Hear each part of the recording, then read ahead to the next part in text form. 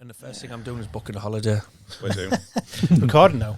I'm going to take the kids to Spain To for like Amsterdam. 4 or 5 nights. Just me and them two. Vegas. And just go out for tea every night. Just chill out in Spain. Mm-hmm. Finally, that job will be worth it.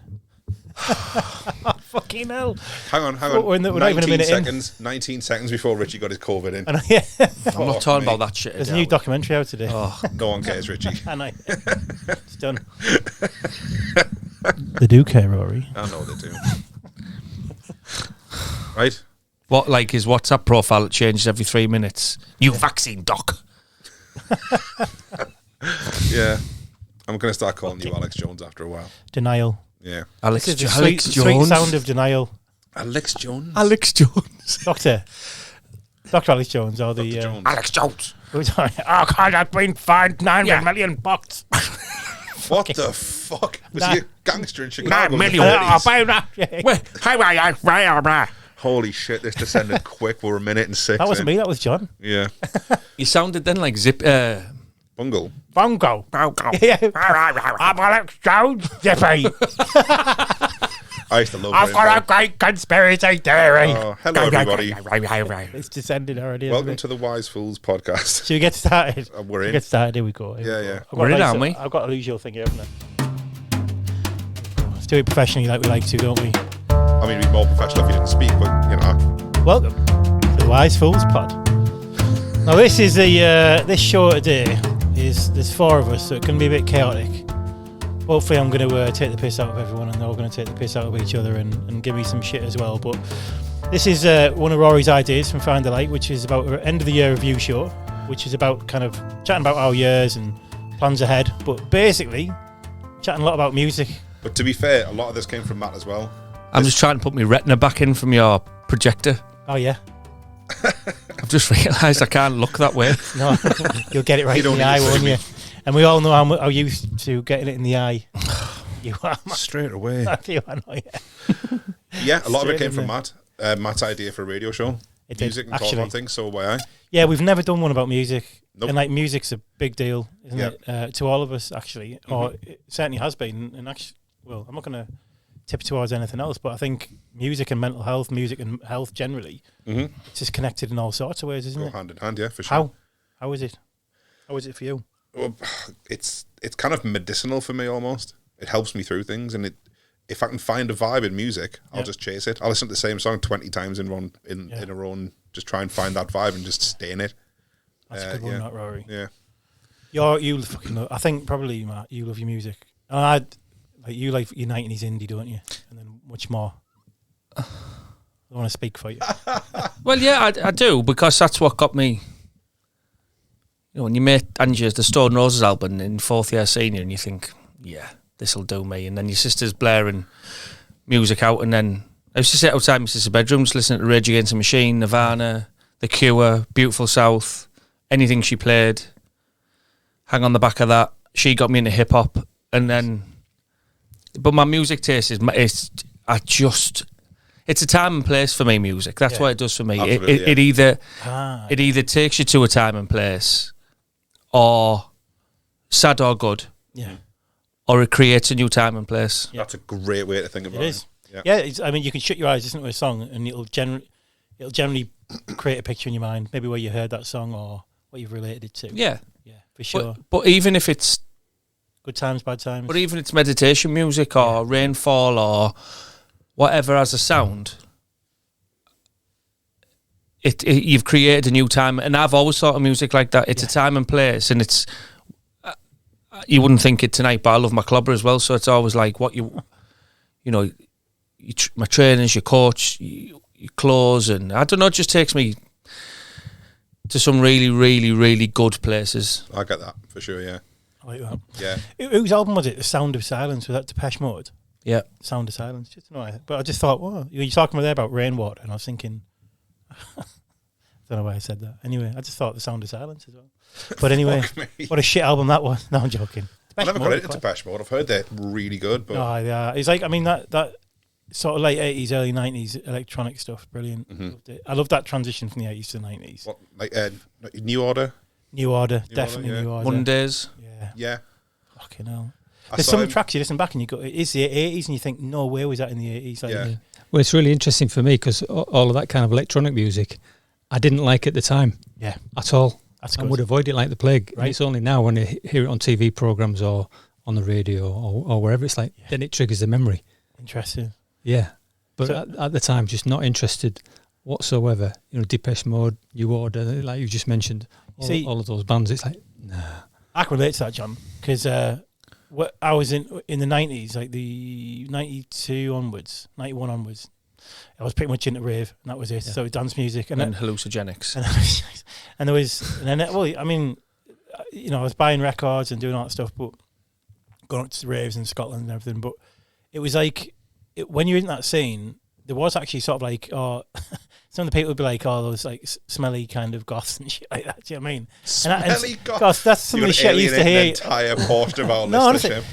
like you'd hear that sort of like it was like this little subculture thing, and I was like, I used to go to the arena now and then, and I always enjoyed it. My brother would have some albums weird, like whether it was Oasis or whatever it was, but I never bought them. But I was into it, but just not into it like the scene. I was massively into the rave scene, so didn't go to any of the bands for that stuff. Went to see the Prodigy rather than going to see Oasis or whatever. No, So I missed out actually on that. There's loads I missed out on. Yeah. Yeah, and well, I relate to Richie, so I'm slightly before the rave, but still enjoyed a rave.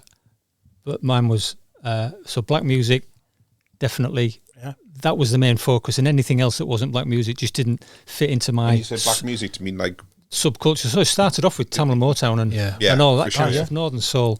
Northern Soul. Got into the acid jazz scene. Nice. I even had a spell. I'm not sure if Richie knows this, but I had a spell on a pirate radio station in Chapeltown in Leeds. no. Yeah, definitely. And I had a slot for that kind of acid jazz kind of thing. Get in. It's almost like a different personality, a different lifestyle that doesn't register anymore. Yeah. If that makes sense. It does make sense. It's like a lifetime ago. But That is a lifestyle. that's all that featured on the radio. So Oasis and all the white bands, to me, as a white guy, I was like, what is this rubbish? It's, What is it? It's I don't strange get that. it. I don't get it. And I It's- never got it. Yeah. It's- Was it your friends then? Was it where you were living? And you had, was So- it uni? What was it? No, not uni. So I dropped out of that kind of thing way before. Yeah, so 19. I went to Leeds, dropped out of Polytechnic, Yeah. stayed there, and had 5 years of. So someone, just hanging out, just hanging out. Awesome. Um, Fucking pirate radio in Chapeltown. Yeah, I was not yeah. expecting that. I don't want to turn anyone off education, but those are the best years of your life. They really are. I've got a degree, but the things I remember best are the times when you had no plan. Oh yeah. Do you know what I mean? You just did. You got up, you had a drink, you went skating, you had another drink, you went home, you had more drinks, and your music was across all of it. Yeah.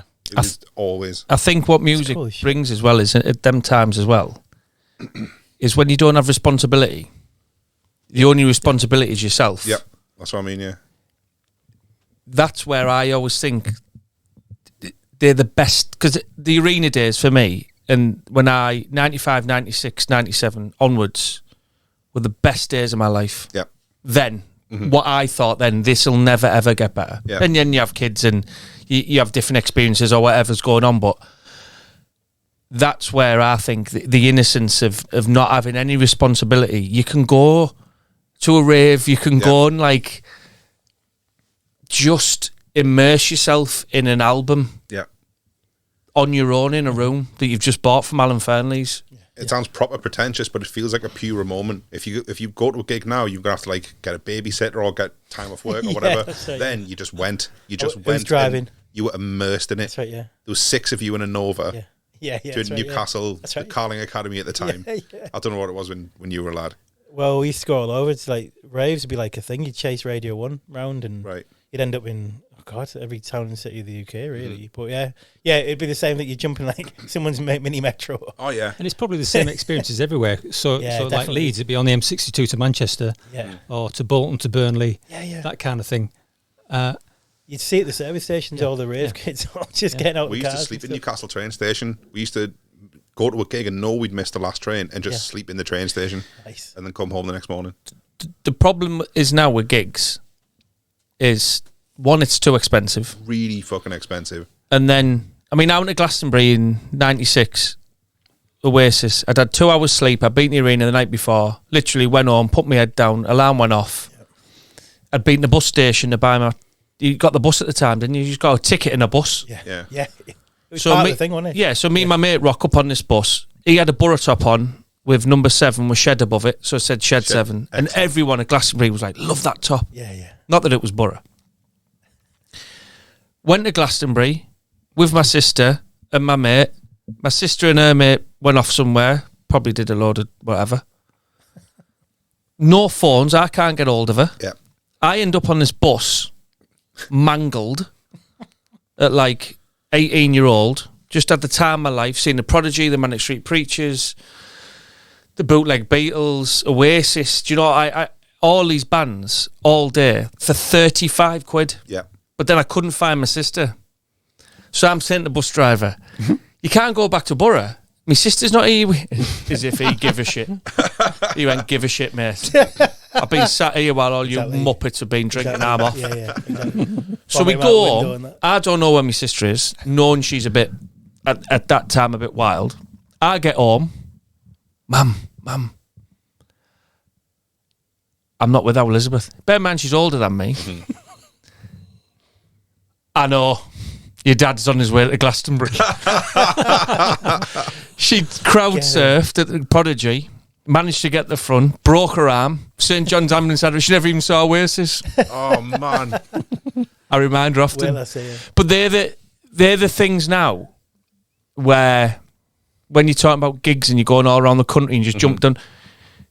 I wouldn't, like now, you'd be phoning them or Instagramming them or Snapchatting them. Where are you, mate? Or I broke my arm. Or within an instant now. Yeah.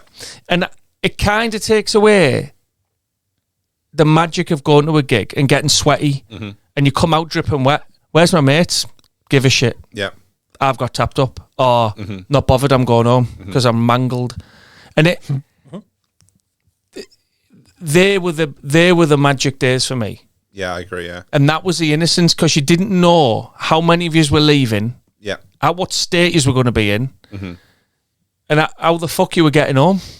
But somehow, you got home. You definitely weren't thinking about, Brilliant. I'll better remember all this when I do a podcast in 20 years. You're kind of unsullied by life as well. Yeah. Do you know what I mean? Yeah. Not the Game of Thrones unsullied. Oh, yeah. No. But like, you're Fancy there. dress. You don't have any agenda.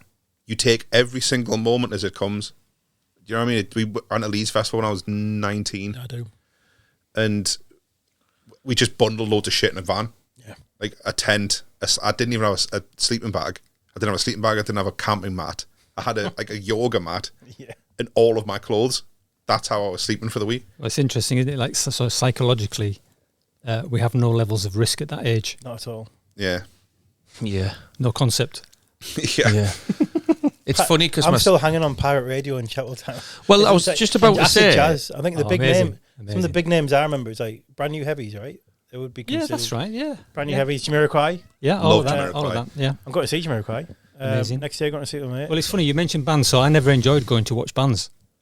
Oh man, it was my life. It was just too claustrophobic, too messy for me. Yeah. But the getting it completely absorbed and losing myself in a thing was a thing. Yeah. And I think music for me was definitely an escape. Oh, for sure, yeah. And that lack of risk thing. There's times so that there'd be a different house every week because they'd have to move around to stop the place. All the antenna and stuff. Yeah, everything. Yeah. Nice. And I'll be the last to know because I was the only white guy. Yeah. And there's times I turned up to the. Do you think they weren't telling you things? White Well, and it's white. interesting. I turned up to one meeting, so I said to the guy who was kind of running it, he said, "Why is no one talking to me?" I said, "I feel like the odd one out." He goes, "Gosh, it's not because you're white, John. It's because you look like a copper." Yeah. Class. And I went, "Wow, That you're was kidding?" He says, "No, I'm not kidding. They will not talk to you. They will not trust you. Yeah, you've got your slot. Just turn up, and I'll tell you when." Fucking beauty. You get at the raves. There'd always be people walk on going, see them over the bar there. They're the fucking undercover, wearing dungarees. I could rattle off Look, I know. 100 like moments from gigs and festivals and parties. Like we could have a whole 3-hour podcast just on those. Yeah. The thing what interests me is though was what John said about you would only really listen to black music and nothing else mattered. And as you get older, like my music taste has changed massively. So our mum was always Tampa Motown. My dad was Dire Straits, Clapton. Oh yeah. And now, one of my poems actually, Working Lad, I think it was. I wrote that last year after watching Knopfler do a documentary about working class hero. Yeah, you mentioned that And before. I was like, I heard that, yes. and it does change. And like, I've just been driving here and I've had me Spotify and shuffle. Motown, lot of 80s stuff that I would never have listened to before. Tears for Fears, Everybody Wants to Rule the World. When What's you a listen, beautiful song. yeah, but at the time when you're younger, you think, oh, but when you listen to the words now, it's so relevant now to what's going on about money, doing people's legs. Everybody wants to rule the world, and when you listen to them words, like getting rid of nature, turn your back on Mother Nature.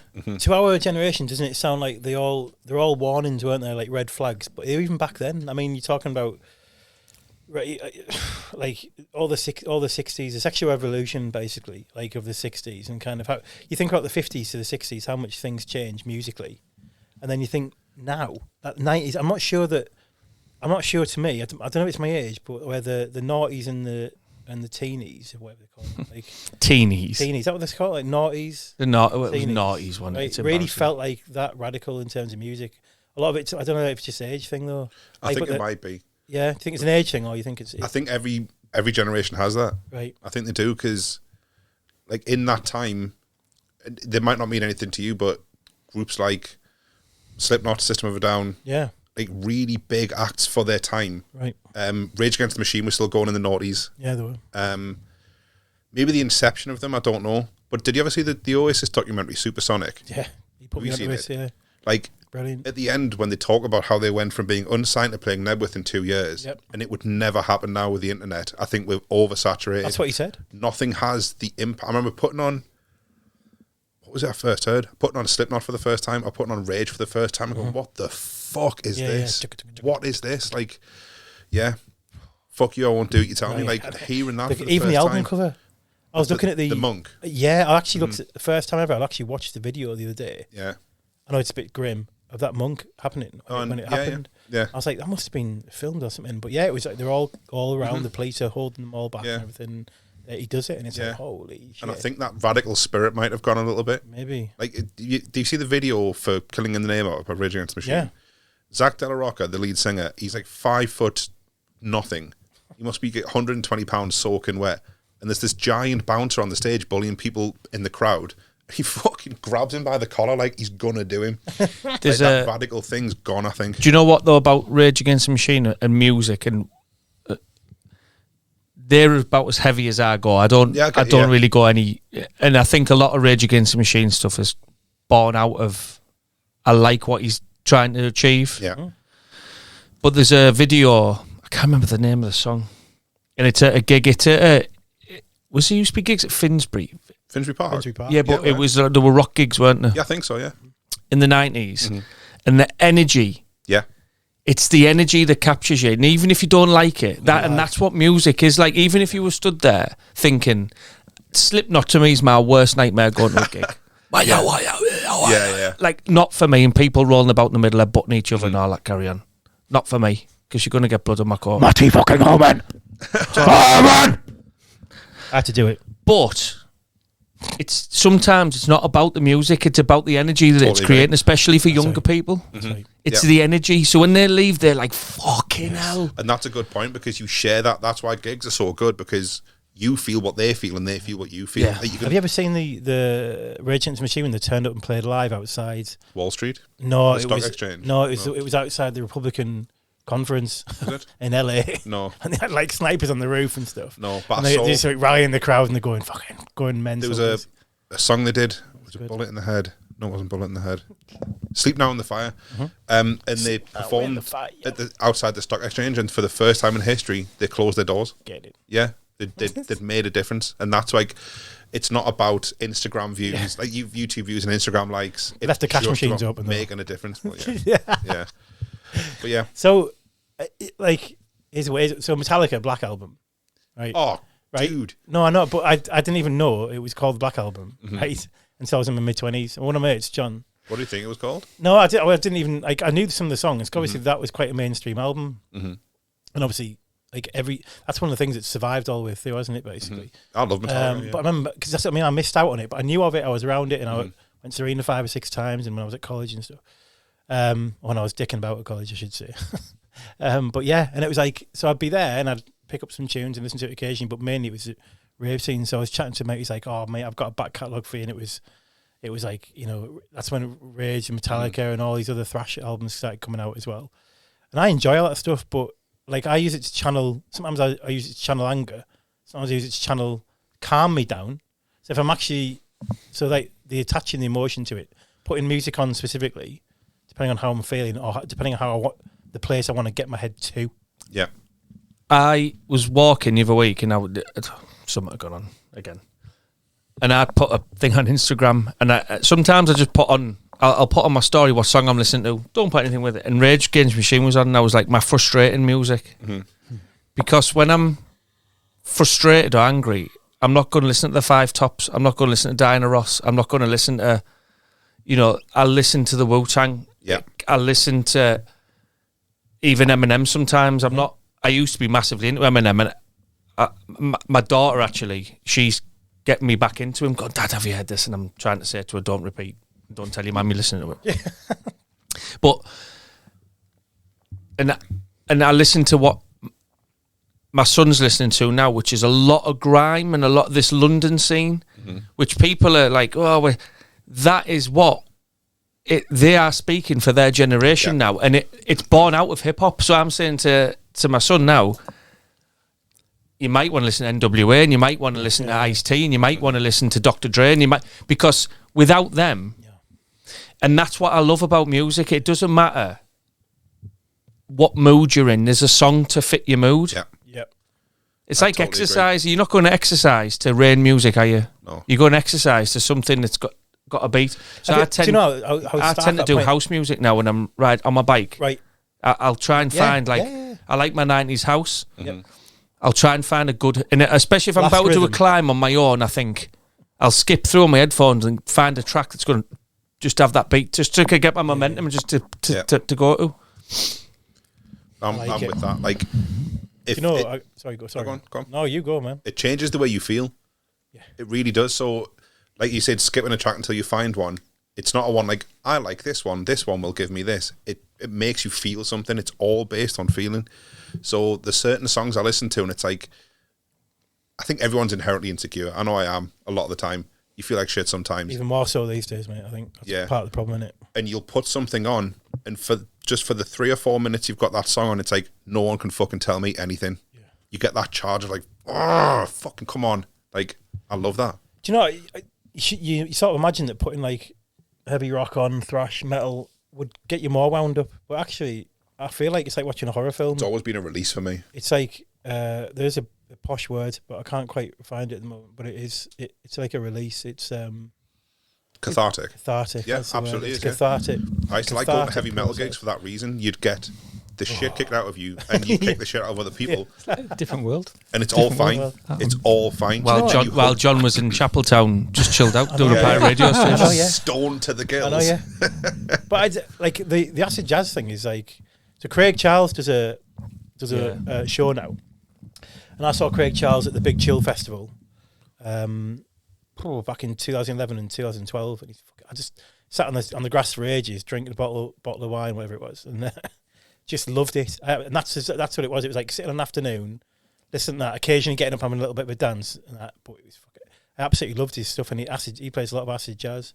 I don't know, like Fugees probably would fall into that a little bit. Well, yeah, and for me, in my head, it said that was then. Yeah. So that doesn't feature at all in my life now. What have you listened to it now? When's the last time you listened to like any of that?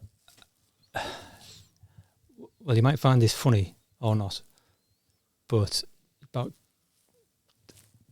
20 years ago, I got rid of all my records.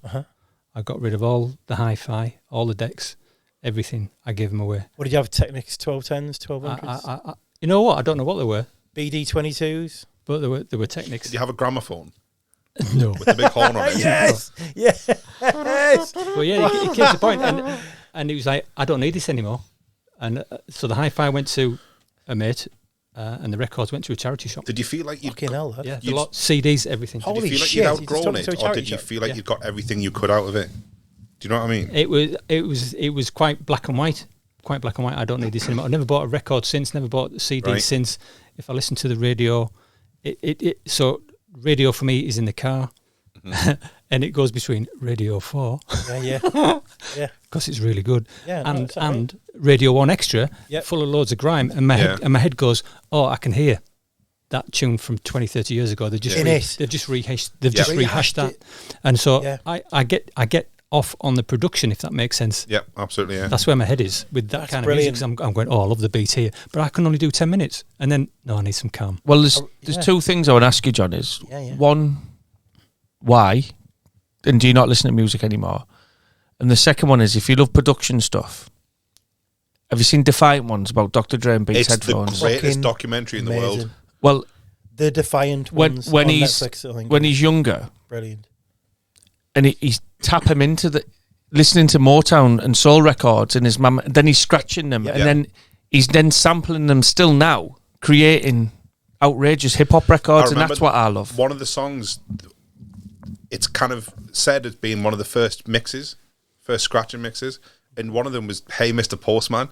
Yeah. And I forgot what the other one was, but fuck that documentary, man. It's Loads of awesome. like Otis Redding, Curtis Mayfield, Marvin Gaye, like they were all his influences. Yeah, Great. and they're all my influences, and Yeah. I bought all those records at the Linthorpe, at the Linny. Get in. So I used to go to What do you Middlesbrough. mean? I used to go to Kirby College, Yeah. Middlesbrough College, Yeah. lunch break at the Linthorpe, and there'd be a guy there with a beard and a big box of records, probably from beard Fernley, and a right? box. selling these records for a couple of quid. Wow. Right, I reckon he was the same guy in the Linny who then progressed to selling dodgy CDs. It'll be the same guy. Yeah, he was the same guy, yeah. He'll be the same, really into his cricket as Wow. well in the summer. When I used to go to Kirby College, he used to come in when we'd go in for a beer on lunchtime. And that guy used to come in, Yeah. and he just offer it out. He had all sorts, but it was CDs Awesome, at man. that point. Yeah. So he's made a living. So why can we just rewind a bit? Why have you just do you not even listen to music anymore, or do you? Or is it just not your thing anymore? You've asked. Thong? You've, I said, is it not your thing? Is it not your thing? Fang Fang, I think. You've asked for some clips off everyone, haven't you? Yeah. And I was going, what the hell? I've got no records. I don't listen to music. As in I'm going to sit down and listen to music. So when I do listen to music, it's probably when I'm cooking or when I'm hanging out doing stuff, chores. So is it And essentially? And it's a case of I've got another confession to make. I go on John. YouTube. Go on. I always say, right, and I say this in training, it comes out of my mouth all the time, which is when I meet people, and I couldn't quite believe it when I read it, because I thought he's going to be someone.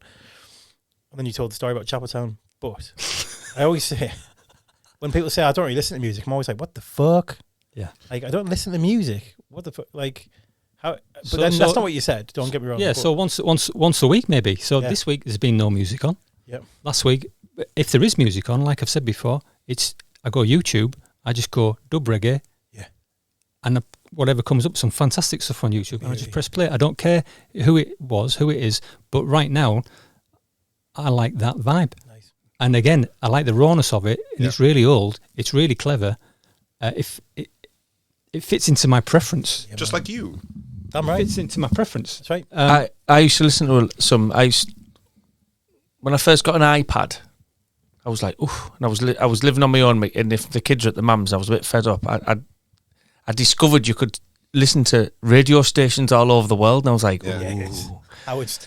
And I went through a long period of listening to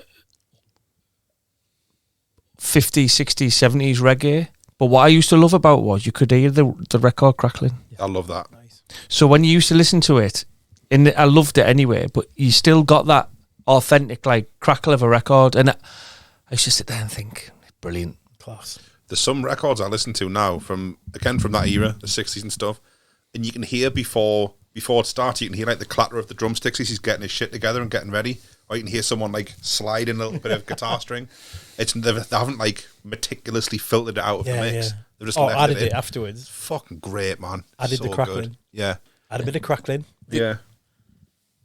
my favourite part of music at the minute is my daughter, who's 12, is got massively into music. Mm-hmm. And whether it's a Coldplay record, whether it's a Wu-Tang record, whether it's an Eminem record, Snoop, Oasis, and I'm listening to her and I walk past the bedroom, she put Walk Away by Cast on the other day. Oh, nice. And I was like, I just popped my head in, I went, nice one. Yeah. She went, and I thought, she's heard that in this house with me.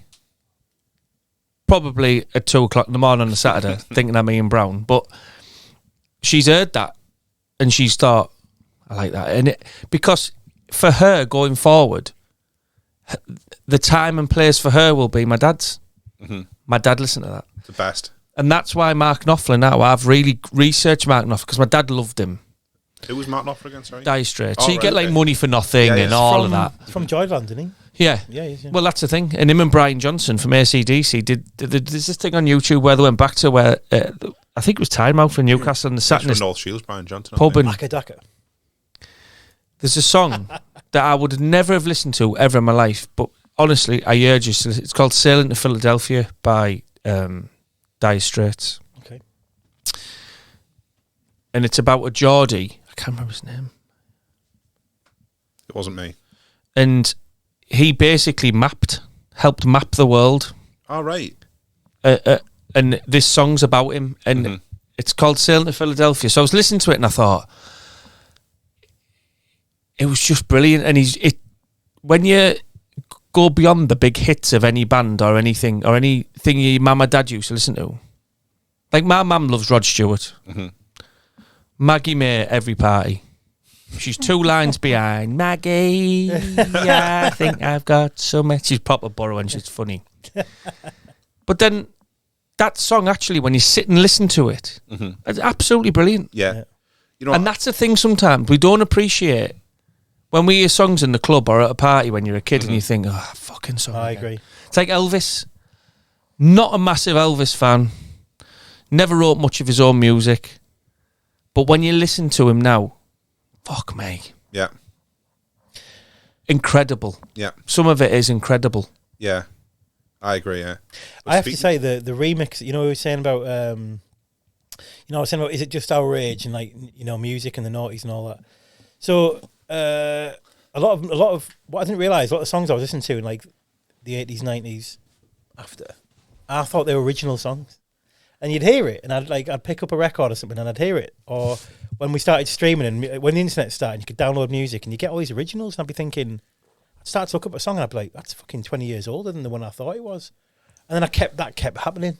I realised, fucking hell, half of the music I was listening to, because it's definitely the first half of my life, I was much more about the music rather than the lyric. Mm-hmm. I think that's what you're saying. And I'd keep going back and discovering that actually these songs were originals. It was everything. I mean, just so many of them. So fucking many. The one I always come back to is, everyone knows that. Well, not everyone, but if you're into hip hop, I mean modern hip hop, not classic old school hip hop. Yep. That Kanye song Otis Oh, I can't stand it. with Otis Redding. Yeah. Try a Little Tenderness. It's from the 60s. Yeah. Do you know what I mean? Like, that's not a modern production. It's from the 60s. And it still feels as great today. You're right, man. Yeah, well, yeah. Cause Keeps fondling his mic stand. I'm and it's got like, my back setting on that chair. Laid on the floor. But I don't like Kanye West, but I appreciate. And the thing is, as well, oh, here we go. I know what you're going to say now. Yeah. Jay-Z, right? One of the best ever. When I was in America, and I was traveling around America.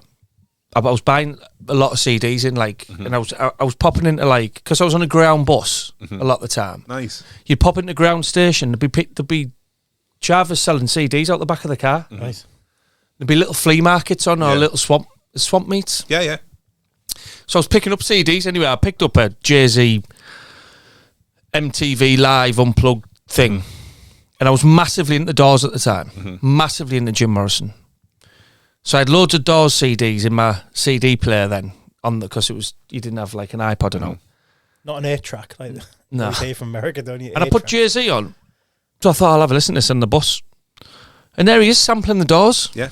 I was like, And it's mad, isn't it? Oh. I know. Get in. I've always Hard been a Knock fan Life. of Jay-Z. I know, but I remember sitting on the ground bus going, What's Hard Knock Life fucking from? yes. What's- And Yeah. Yeah. like From getting musical, isn't excited. it? From Annie.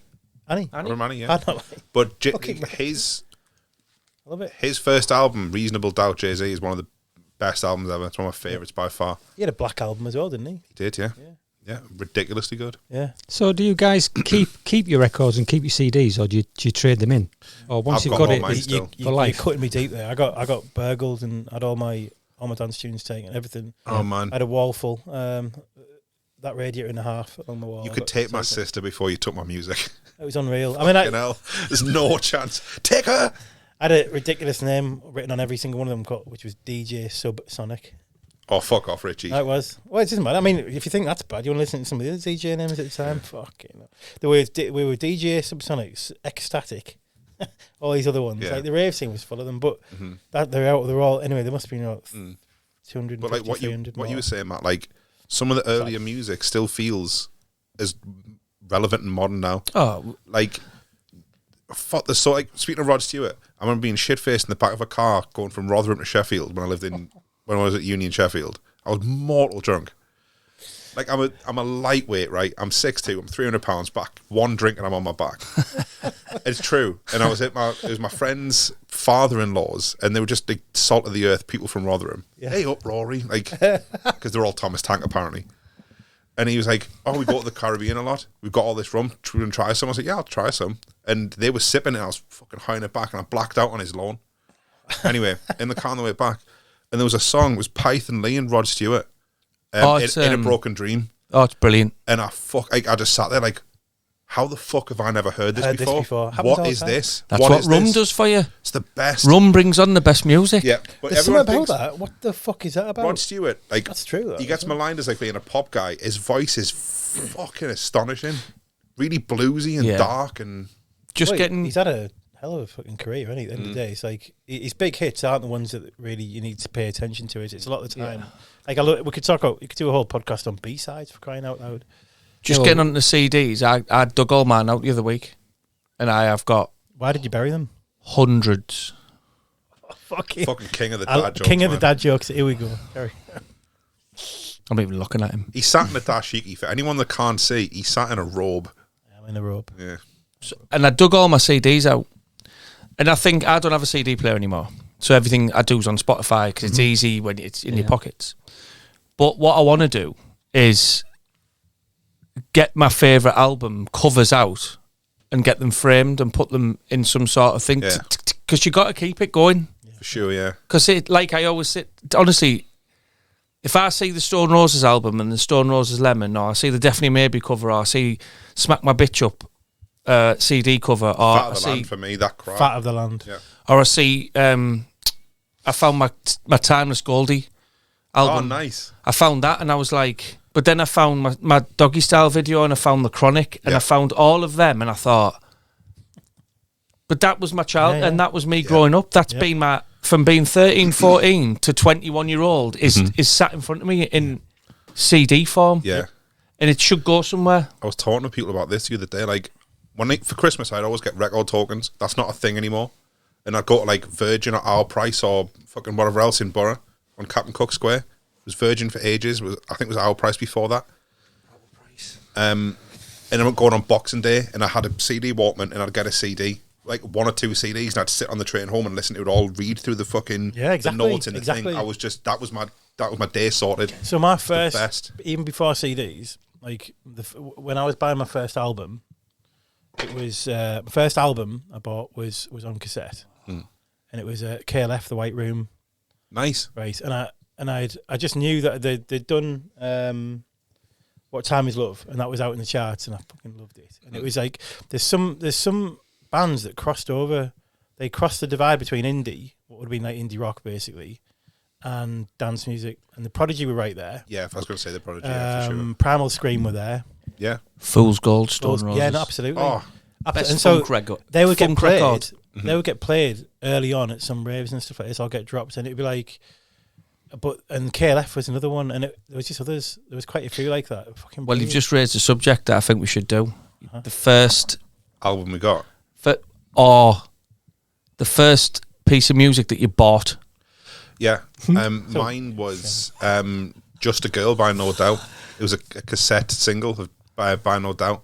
And then the first album I bought, fucking embarrassing, was Eternal. Because I had a crush on Louise Nerding. Yeah. And then it was No Doubt again. I don't know what my first album was. I remember getting Cry Wolf by Aha. No, fuck it. Stop. Hang on. No. Stop. No, listen. You Did you get the single Yeah. on record? 7-inch? Yeah. Was it a rap out one? Yeah. Oh, fuck it. That was the first record I ever bought. Really? I've got it downstairs. Cry Wolf, Aha was my first one. Oh, my. Then I got Street Tough by Rebel MC. Remember that? Yeah. Bum, bum, bada, bum, bum, bum, Yeah. bada, bum. Remember that? Yeah. And that, album-wise, I think... I don't know. Rap out pictures of Morton Harkett. Still on the wall, them son. Can't believe What it. about you, John? John. Yeah, first single, embarrassingly, Shawadi Wadi. Get in there. Yeah, Why I? and I can't remember the name, but it was a Shawadi Wadi. Did you have the pants? I've redeemed myself. First album, The Jam, Going Underground. Oh, legendary. Really? The Jam? Yeah. Classic. Fucking hell, no. Yeah. So shout. yeah, It's a little bit better than Eternal, like. Yeah. Yeah. Do you want to go at your second, Rory? I don't know. I think a lot of it was like we talk about this all the time. Things that change things. So when I was growing up, there was a lot of Motown and soul in the house, and a lot of like heavy metal. But when you start finding your own stuff, it was things like "Return of the Mac" by Mark Morrison on the radio. Do you know what I mean? But then it was things like Green Day. Yeah, really Green changed Day. things. The Prodigy really changed things. Didn't they just? Yeah, Didn't they? fucking just? great, man. That was I the feel first band I fortunate. ever saw live, by the way, at Middlesbrough Town Hall. Mine was Jules Holland and his Rhythm and Prodigy, Blues yeah. Orchestra. That's a Were great you there? one. Fucking hell, it's mad, isn't it? Floor moved. It was fucking Yeah. bouncing. It was absolutely bouncing. I never got to see the Prodigy with Keith. Well, just on him, the best I saw them twice. One was at Middlesbrough Town Hall. I was quite young then, and my sister, not long before that, had took me to see Populate Itself at the Town Hall. Yeah. And Who? then What are they called? Populate itself. Populate itself. Pop will eat itself. Pop will Oh, eat right, itself. sorry. Right, okay. Then she took me to see Ned's Atomic Dustbin. yeah. And then I went to see the Prodigy, but then I saw the Prodigy at Nebworth with Keith, and I swear to God, right, they were on before Oasis. Yeah. Now, bear in mind, You saw Oasis at Nebworth? yeah, that's what I was on about earlier on the bus when my sister went The missing. actual gig, that Nebworth gig? Yeah, 96. You said Glasgow. Oh no, you went. No, I came back didn't. from I said Glasgow. Nebworth. You said Glasgow? Did you say Glasgow? Did I? Yeah, anyway. I've never been Sorry, to Carl's Glastonbury. That's what you said. Either way. Oh, it was It Nebworth, was sorry. 35 quid. The ticket you said. Sorry, it was Nebworth. No, never. Oh, I don't know why I said that. It was Nebworth. So Yeah. the Prodigy were on before Oasis. Yeah. So obviously, one of my favourite Oasis songs is Columbia. right. And Oasis opened up with it. And it's still Nice. Columbia because it's just blues. Mhm. That's all. It's Yeah. brilliant. Smoky rooms. And then all he sings like a Scouser. It's quite Scouse. That's brilliant. But before they came on, they stupidly put the Prodigy on. Yeah, to level the place. But the place was getting dark. It was red hot. Bear in mind, there was no phones. And they talk about this in Supersonic. There was no one filming and because Being no like a one had a rave. phone. So it was you and them. I love Being that. like a festy rave. It was you and them. Yeah. And the Prodigy and Keith was screaming at all the security and like he was just and the so you had like 100,000 people. It was like a wave of and then they did Outer Space, right? Mm-hmm. They did Wind It Up, then Outer Space, and but then I don't know if Fat the Land was out then, 96. I don't know if it was. but they were hitting some of these new ones out, Right, and yeah. it was like, and then they went off stage and it was like coming down off something. Yeah, for everyone was sure. like, and then Oasis come on. There we were. And it was like, what have you done here? Yeah, What have you done, What have you lads? done? Yeah, the plan set's a lot more detailed now, don't they? Like for the pace. But honestly, incredible. Yeah. I mean, that might be the first Prodigy song I heard was No Good.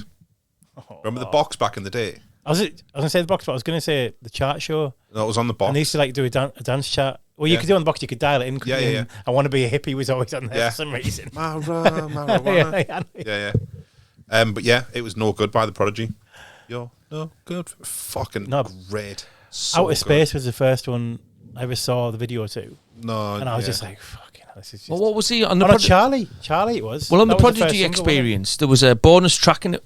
I was looking at it the other day when I dug my CDs out because the Prodigy Experience album cover is really basic, isn't it? Yep. It's Is white, it black with the little black ant on Experience. it? Prodigy Experience, Right, yeah. Yeah. and there's a song at the end that is live recorded, and it is chaos. Yeah.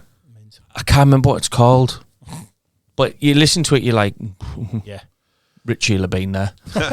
I mean, that was just ridiculous. Thinking about a couple it. lads I knew from Stockton, through a mate who was at Catholic school in Stockton, and they were like, one of them just got said, "I can get these tickets," so we went.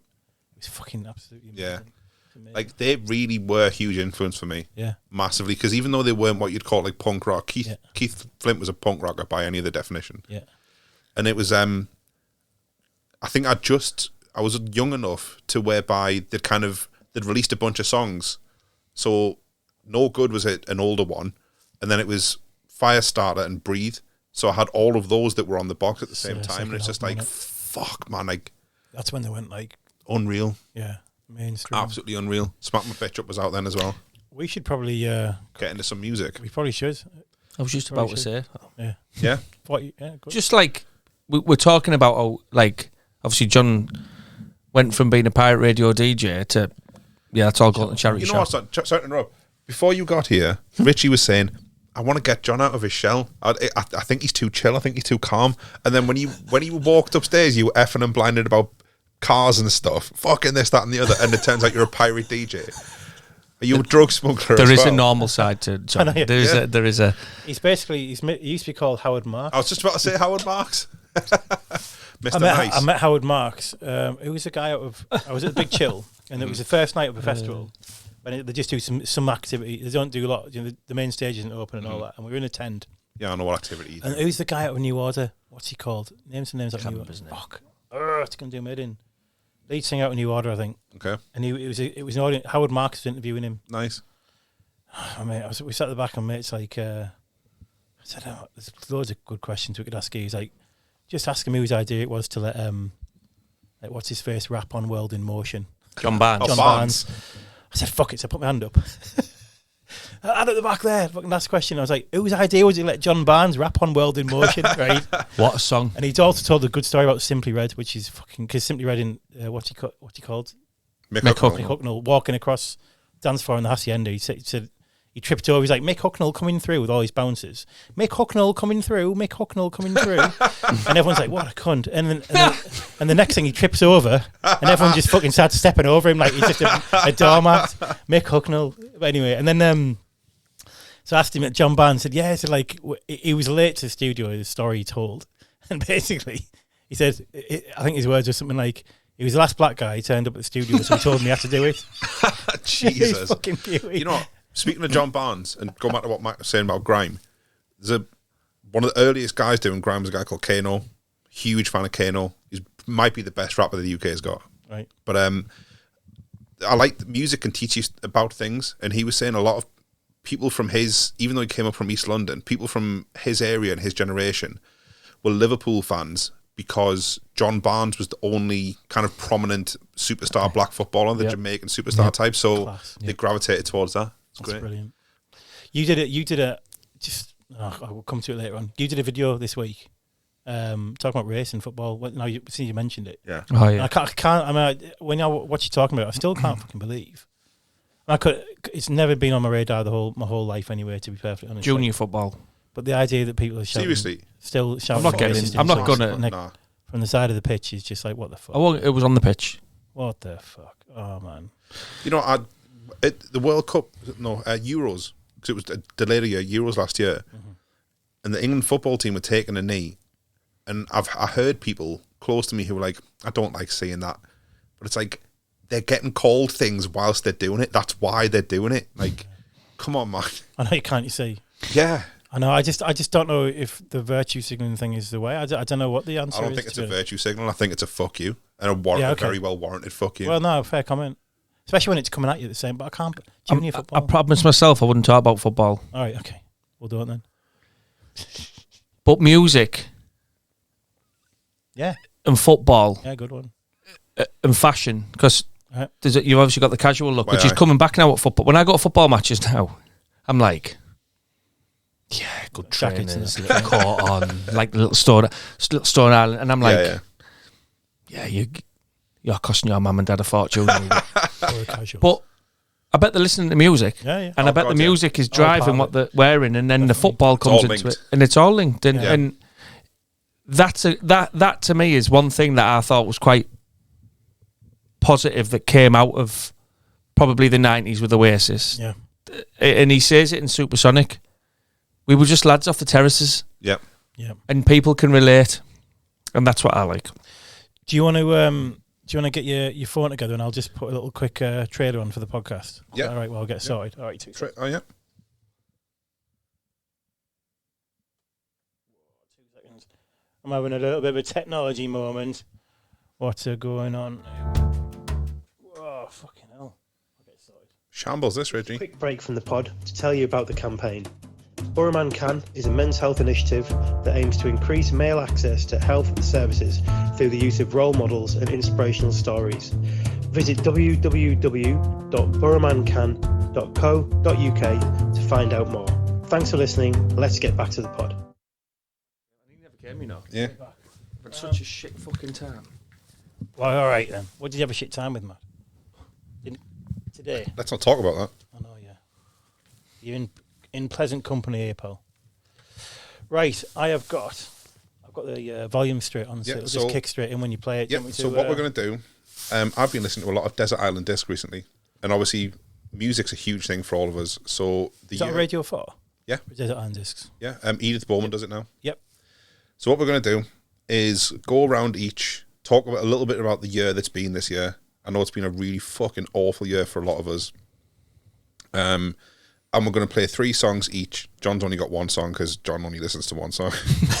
And talk about why it was important. It's just a 3-hour YouTube playlist. You know what? It was an hour and a half YouTube video. I know this down. Story that does it. An hour and a half. That does it. Yep. Yeah. So, yeah, we're going to talk a little bit about the year and why these songs mattered this year. Okay. So, in any particular order, anyone? Oh, you just fire. You're the man. You got right. it. Okay. So, I won't do John's now because then he won't have anything to do for the next hour. It's like Christmas when you've only got one present. Yeah, exactly. So I'll just wait everyone else to open theirs first. So I think I may as well start. It's as good a thing as any. So, for those that don't know, this year's been rough for me because my fiance and I broke up after about 4.5 years, and it was amicable. It wasn't nice, obviously. It was a healthy breakup. We decided, things weren't going well. We're still friends. We need space, but we're good friends with each other still. But that's almost 10 times harder because when you still love someone and you can't hate someone, it's like, what the fuck's going on in my head? Like, it's such a head fuck to try and get your head around. Anyway, I went to Amsterdam with some friends after we broke up. She was supposed to be coming to a gig with us. She didn't. The gig was a band called Parkway Drive, a band I've loved. And when I moved back up here from living down south, one of the first things I did was have a boxing match, a white-collar boxing match. And music factored into my training no end. If you're going to go and get the shit kicked out of you by a bunch of guys that know what they're doing, you kind of got to G yourself up a little bit. So, anyway, listen to heavy metal a lot. And there's this song by a band called Parkway Drive called Dedicated. And the lyrics at the start are, 12 years I fought for this, 12 years my heart still beats for the ones that stood beside me. Stay strong, you can't break me. And then this explosion kicks in. And since that point, it's always been a little bit of like, I can do this kind of song. So after my fiance and I broke up, obviously you hit the skids. You don't know, you're lost. I'm still a bit lost, but I know I'm going to be okay now. And we're in Amsterdam seeing this band. I'm going to cry if anyone, I know everyone's fine with it, but That's right. So whereabouts in the Dam did you go? Wasn't? Oh, everywhere. Was it no? Like was it? What was the name of the venue you went to see live in Amsterdam? It was called AMS Live, AMA Live. Rory, okay. I'm sorry to break the to you. He's only asking for what cakes you ate. Only reason he's asking. Did you have any muffins? I can neither confirm nor deny the consumption of any cakes. When in Amsterdam. But we saw a lot of people going into Abraxas. Yeah. Anyway, yeah. So, and on another note, if you ever go to a live gig in Amsterdam and it's this place, AMS Live or AMAS Live, it's a great venue. Like you go in, it's got its own metro station. It's got a wall full of lockers to put all your shit in. It's got seats in there, but you don't book specific seats. You just get a ticket, and if the seat's open, you just go and sit down. You can stand if you want. It's great. So, yeah, this song came on, and I told my friend Rachel beforehand, she's my best friend, like, this is going to be hard for me. I'm going to cry, I'm going to scream, I'm going to shout, but I'll get through it. It's going to be good. And this song came on, and like I was singing the lyrics and fucking bawling my eyes out and crying. Cathartic. Yeah, really cathartic. Yeah. And like she put a hand on my back and started singing with me.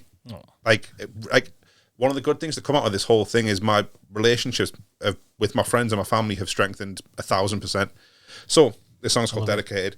It'll probably only mean anything to one person listening. I think we're going to play about 30 seconds of the track, aren't we? Yeah. A lot of this might, like, all of this YouTube fair usage thing, I'm just fucking figuring out as I go along. All of this might get muted. Before you go any further, there's a place I went to in Amsterdam called Melkweg, and Amsterdam's just full of like music venue. Fucking hell. Yeah. That's a really famous one, yeah. Like when I started looking for gigs when we were going to be there, I had to choose between like 12 different on one night, 12 different gigs when I went to see Starset. It's fucking nuts. Yeah, Melkweg and Ziggo Dome and all this. Is loads, man. I love Amsterdam. Yeah. Anyway, this song called Dedicated. It's a very heavy song, so 3 people might enjoy it. But here we go. Okay, you gonna pot everyone down while we do this?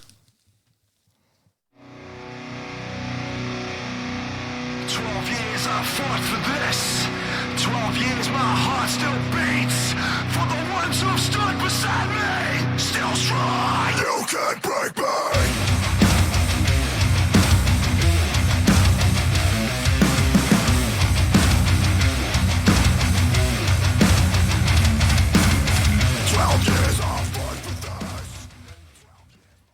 now you're talking. Yep, that's that. So my family, my friends have always meant a hell of a lot to me, and it's just of like with that. It sounds really cheesy. With them beside me, I'm fucking good. Yes, it's that walking into the hail thing. I'm good when I've got this. So yeah, that's my first one. Fucking nice one. Yep. Now see, yeah, I used to like. There's something about like the guitar riff within like fucking thrash and stuff like that. It's just like that sort of. I just fucking love it. It gets me going, and whenever I've honestly, you said about live music. If you've ever heard that sort of being played like that live, it's just like, it's like the energy. You can see it in your face now. Oh, it's just that feeling when you used to go into a music venue when you were as a kid, when you were younger, and it would be a bit hazy. Even like people were smoking, and from like when you go in the first door and then the lobby and then the next door, you could feel it in your chest. Like feeling that live is fucking magic. There's a massive metal festival in every year in the UK. I think I can't. Download. Bloodstock. Oh, yeah, I've been to Bloodstock. Bloodstock, yeah. That's like proper thrash festival. Like, yeah, that's dirty metal. Yeah, proper filth. It's like it's fucking rank. I love it, but it's hitting on the fucking guitars. Well, no, it's not quite that. I think it is. To be fair, no, don't missell it there. That's misinformation. I've heard stories. All right, Fauci. People probably made it up. Fauci. So actually, when I went to Leeds Festival, there's a band called Dillinger Escape Plan. And it's the only time I've ever seen this live. I've been to hundreds of gigs, and he shit into a t-shirt and threw it into the crowd. Right, let's just do that. What's the worst? Now. Right, so do you remember The Word? It used to be on Channel 4. Yeah. And it was... What the fuck? What the fuck? You're not happy with that? Oh, no one was happy with that. What? That wasn't a thing of the crowd, but like, no one's happy with it. Can I just intervene here? I've seen at these thrash festivals in Germany, just people get on stage and fuck. Yes. Yeah. I've never seen that. They'll just start fucking each other on stage, and everyone's like, don't agree along, like, you know what you're talking about. And I'm like, hey, I'm going to back the rave scene up here as well. Manumission in Ibiza. The owners of Manumission festival or an orgy? I'm pretty sure the owners of Manumission, allegedly. Yeah. I'm pretty sure the owners of Manumission had like sex on stage. Allegedly. I'm sure it does happen. Maybe even someone gave birth or something. There was an artist back in the day called Gigi Allen in the States, and he was like, he'd fuck people in the crowd. He'd shit on the floor, and it's like, I wanted I wanted rock to be dangerous again. It's like, no one wants to get covered in shit. Can we get back to the songs? Yeah, let's get back to the songs. Who wants to go now? I'm disappointed none of this has happened in Middlesbrough, to be honest. But I'm not. No, I'm good. Do yours at 3, Rory? You reckon? Yeah, man. Yeah. Cool. Right. So the second one, a band called Idols. So yeah, this is a band that my fiance and I both loved. And I don't know if it's just me, but whenever if I break up with somebody, and we liked the same things, listening to those same things hurts. It always does. It kills. Very tough. Yeah. And for months, it's been about 5 months now since we broke up, 4 or 5 months, and I haven't been able to listen to it. But it was one of my favorite songs of all time. Literally, it only came out last year, but it hit me really hard. And I'm just like this last week able to listen to it again, claiming it back. Yep. Well, it's not even just claiming it back. I just feel like I'm able to listen to it again, and it's because music. That's interesting. Music changes its meaning over time. Like, have you ever had that thing where you've watched a film that's shit or a TV program that you don't like, and they play a song that you love? Mm-hmm. Like, fuck you. You don't own that. Fuck you. You don't own that music. something like that, or that you've heard something that was like probably more like less commercial, and you've heard it suddenly come up in an advert, and you're like, for fuck's sake, Yeah. like don't ruin that. I felt that way when Kanye West did Otis. I loved Try a Little Tenderness. I was like, oh, fuck you, Kanye, but it was actually really good. When I saw Kanye West at Glastonbury, Yeah. I thought Glastonbury. I saw him on. I wasn't there. Yeah, no. All right, yeah. When he said he was the greatest rock star in the world. Oh, I know, yeah. just take your face for a shit. Yeah. I can't stand him. Keith Richards is in the back fucking smoking ashes out of a peace pipe. Yeah. He's you're the a greatest, prime example of someone who's just gone too far with his ego. Well, he's very unwell, I think. Yeah, Rory said this a couple of times on the pod, like, he just worries that he's quite unwell, and I mean, he's an struggle to see egotist. anything else. He's an absolute egotist. But I'm not worried about him. no. No. Why? I mean, we could talk about it. He's highly successful, depending on how you want to measure success. His worth went down like $1 billion in a day. So Yeah. yeah, exactly. Yeah. Oh, yeah. Boo hoo. We've all been there. Yeah.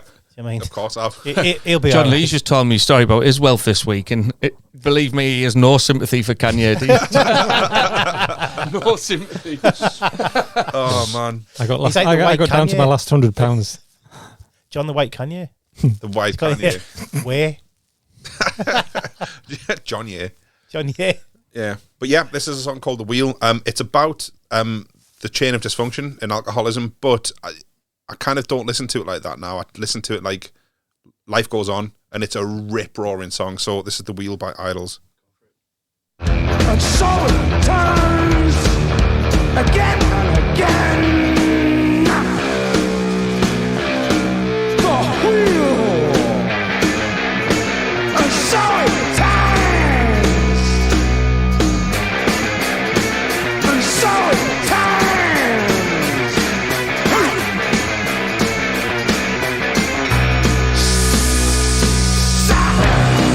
Can I get a hallelujah? I hear it from the back now. Can I get a Yep.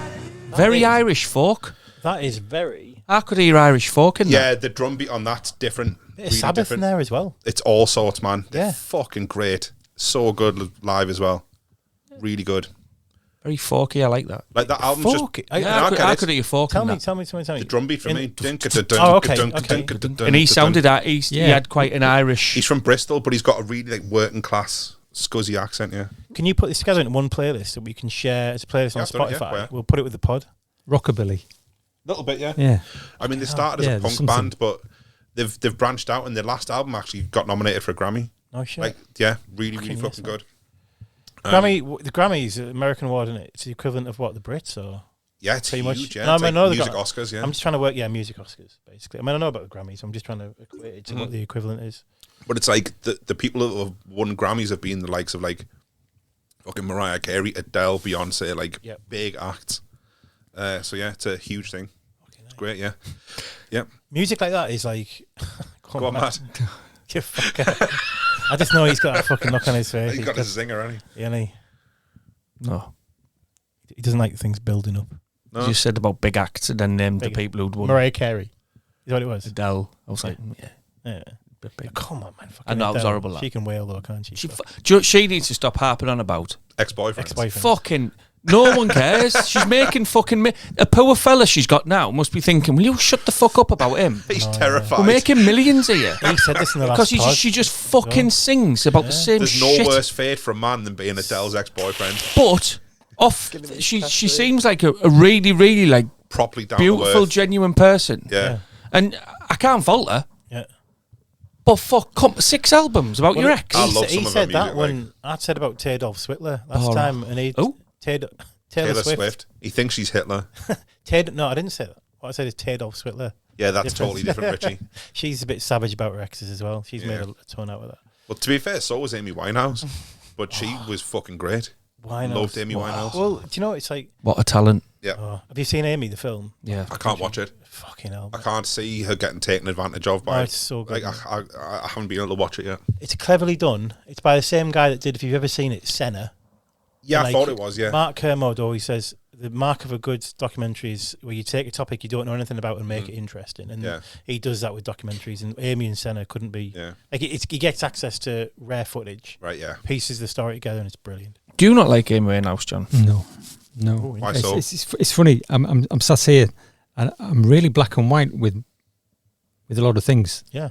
And as I've got older, I've started to realise that. So tastes, preferences, all that kind of thing. So music, especially black and white, it's almost in the past. This exists and nothing else exists. Right, okay. That kind of thing. And Amy Winehouse, you're talking about music, and then you're talking about TV programs, documentaries, and my head's going, yeah, not interested. Yeah. But what is it Doesn't about her that doesn't makes it register. such a non-entity for you? Say again. Like, what about Amy Winehouse makes her such a I'm not bothered? Do you know what I mean? Does it not resonate with you at all? Yeah, I think style, singing voice, lyrics. You've just described everything that everyone loves Yeah, about her. yeah. That's fine. And Of course, yeah. so my sister phoned me up, said, Oh, me John, too. Paul Weller is on live, blah, blah, blah. My head's going, yeah. Yeah, never been a Weller But 20 years ago, it's A like, little oh bit, my yeah. God, Style get the Council video was great. recorder on, Yeah. you know, superhero. Get And the now Style it's Council. like, Yeah. it's not gone too far in my head, but it's like, You flick the switch. there's something that's happened. the switch, yeah. Something's happened. I've just gone somewhere else. Yeah. With my listening habits or my what I'm into. Yeah. Fair comment. Yeah, weird. It's fascinating listening to you all like this. Are we going to find out you're a secret fan of like Cannibal Corpse or something? No, No. Okay. no. I mean, I mentioned brand new heavies earlier on. Well, I got rid of all. I think that's all I mentioned. Yeah, well, I got rid of all the records, but I kept the best ones in a DJ box. But I gave that DJ box to my friend who lives in Leeds, Right. who was my best man. Yep. Still a very good friend. So when I go to Leeds, it's really strange because it's like, come upstairs, he's got the studio, he's got all the production kit. Yeah. He said, let's get the records out. And for that day, Yeah. I'm back in it. Yeah. Does it not make you want to take any of it I'm home? back in it. There's many times I've come back with I've come back with an amplifier, some speakers and stuff. He said, John, you've got to get it set up, mate. I'll send you some tunes. I'm recording all this stuff on tape. No one can do that. It sounds, we're getting the scratching sounds on the music. Oh, you'll love it. And I'm going, just not interested anymore. Yeah. Interesting. It's gone. But when I go there and listen to the music or listen to what he's done, it's like, oh wow, that's a bit. Yeah, you want to change that tone. You're in the wrong key. Yeah. You might want to do that. Blah blah blah. And something like a different John turns up, and then I come back home. It's like, yeah, that was nice. Gone. Interesting. That was nice. Yeah. But when I listen to a lot of music, so that's what I'm hearing. Production-wise, all I'm hearing is an algorithm. Yeah. If that makes sense. Yeah. I'm Yeah, going, okay, yeah. boring. Yeah. This is just crap. Interesting. It's just a lot of it. I think there are a lot at the moment, obviously, that fit that mold, but there's so many that are really well made, good, authentic, like grassroots music. Yeah. Yeah, I like it. Third. Anywho, What's your third? So, my third. So this year's been mostly dominated by that one event. And it feels like I'm just about getting out of it now. Like I'm on the thin end of the wedge. I've got a long fucking way to go. This year. But I feel like I can see light at the end of the tunnel now, which for a time I couldn't. You know I couldn't. Like, it gets bleak. But there's a song called Water Baby by a guy called Tom Misch. And it's got a guy called Loyal Kana on it, who's a young rapper, really, really good rapper. And the lyrics don't say anything specific. It's just a song that makes me feel good. It's that simple. And it makes me feel like, there's more life out there. Do you know what I mean? When you've lived with someone for so long and you're together and you've got these plans for the future, you've got to find your life again, and it's scary. But yeah, this song kind of makes me feel like it's doable. So this is Water Baby by a guy called Tom Misch. I done it for to see my mother in the sun abroad. I run in the trouble that was coming for. My little brother got the hunger for all the exact same pain that makes the rain in my stomach pour. So let me paint it broader. This for any dude who's got a daughter, living off lines like your papa taught her. I ain't got no time to be coming for you. Go with the flow with this, run the water. Go with the flow with this.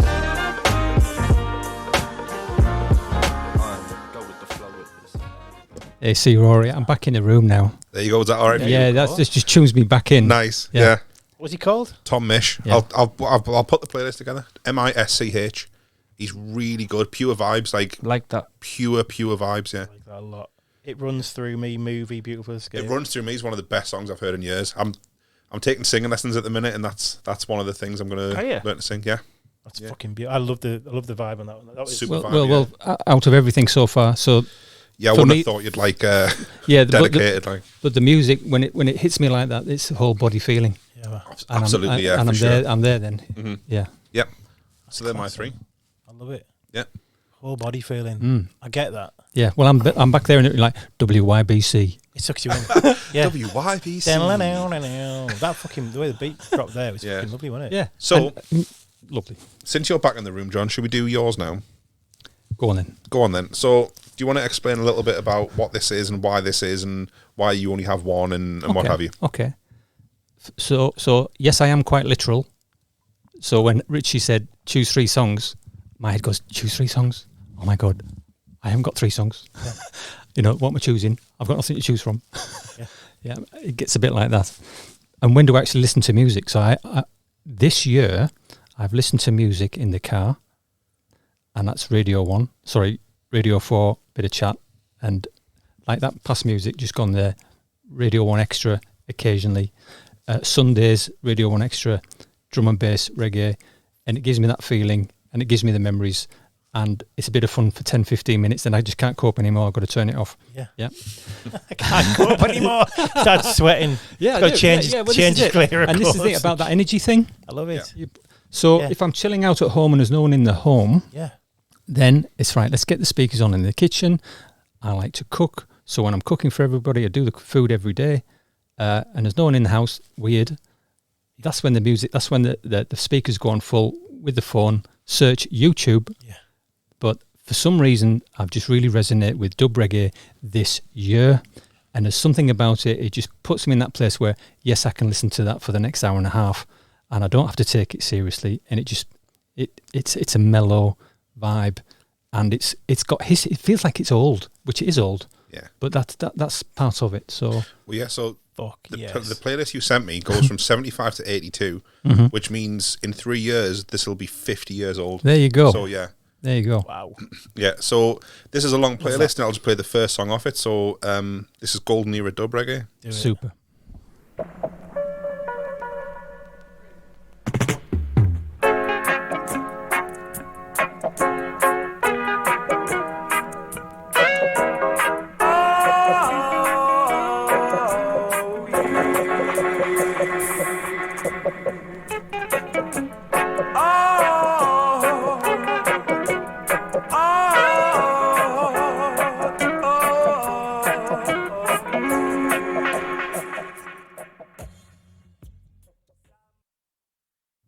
I hate that we had to stop that after 30 seconds. Because it just kicks in after that. But that's Yeah. fine. No, That's fine. it's not. Let's go back. I need to hear that We can drop. do it in clips again. Hang on.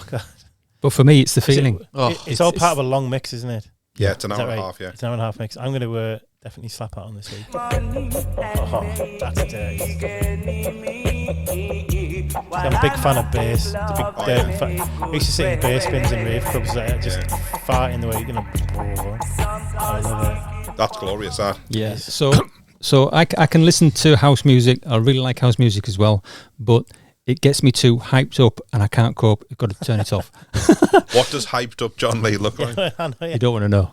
Just yet. No, we Kicking do. doors Yeah, off we the have. hinges and stuff. But Yeah. so the dub reggae, it just mellows out, and like I say, it's just head nodding, and it touches into my interest in music because it's about production with a lot of these guys, and there's history in there. I don't know, it just taps into my interest. Yeah. It's really raw as well. Yeah, and so back to trouble choosing stuff, and your request of like, well, what is it I do listen to? And they're going to be asking all sorts of questions. So this year for me, this links in with the music. Still recovering from the COVID thing, trying to get, well, what is it I do for a living? Yeah. And I haven't been too sure the past year. And so when things get tough, I've gone back into schools with a teaching agency, tried teaching again. I didn't enjoy it. Sacked that off after a week in a special ADHD kind of school. It's like, I'm not the guy for that. Okay. I found a place in a very special complex needs school in Middlesbrough. I can't say, interestingly, who it is because I've signed one of those non-disclosure. Yeah. It's fascinating. But as a teaching assistant, it's like, oh my God, I love it. It's like unbelievable. And I'm wiping dribble off these kids' chins. They can't talk, can't speak. Some bigger than me, 6 foot, whatever. And in that kind of not survival zone, but where do I fit? What am I going to do? Yeah. It's provided really good space for me to kind of hang out in, if that makes sense, and be safe and do something constructive. So I've learned about compassion and empathy. I've learned I don't complain about anything when I was with them, because it's like, you've got nothing now to complain about. They can't walk, they're all in wheelchairs, that kind of thing. Every Thursday was country dancing day. Right. And the first time I went, they make the new guy dance, don't they? You know, all that kind of stuff. I bet they do. Yeah. But at the end of every country dancing session, they finished it off with, oh my goodness, it's gone. Dancing in the Rain. I'm singing in the rain. Yeah. So I couldn't tell you who actually sings that song, or what band was it, or what cover version it was. Okay. I just know it's singing in the rain. But everybody's swinging these wheelchairs around everywhere.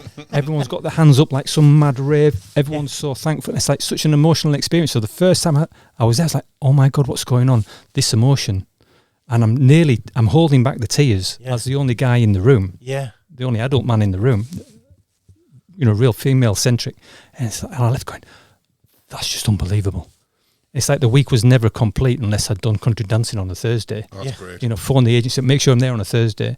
And since then, the school's dropped back a little bit because a lot of my health and wellbeing work's kicked in, which is a real godsend. Amazing. I got down, I was saying earlier, I'd got down to my last £100 in the business account about a month ago. Right. And then fortunes have changed. But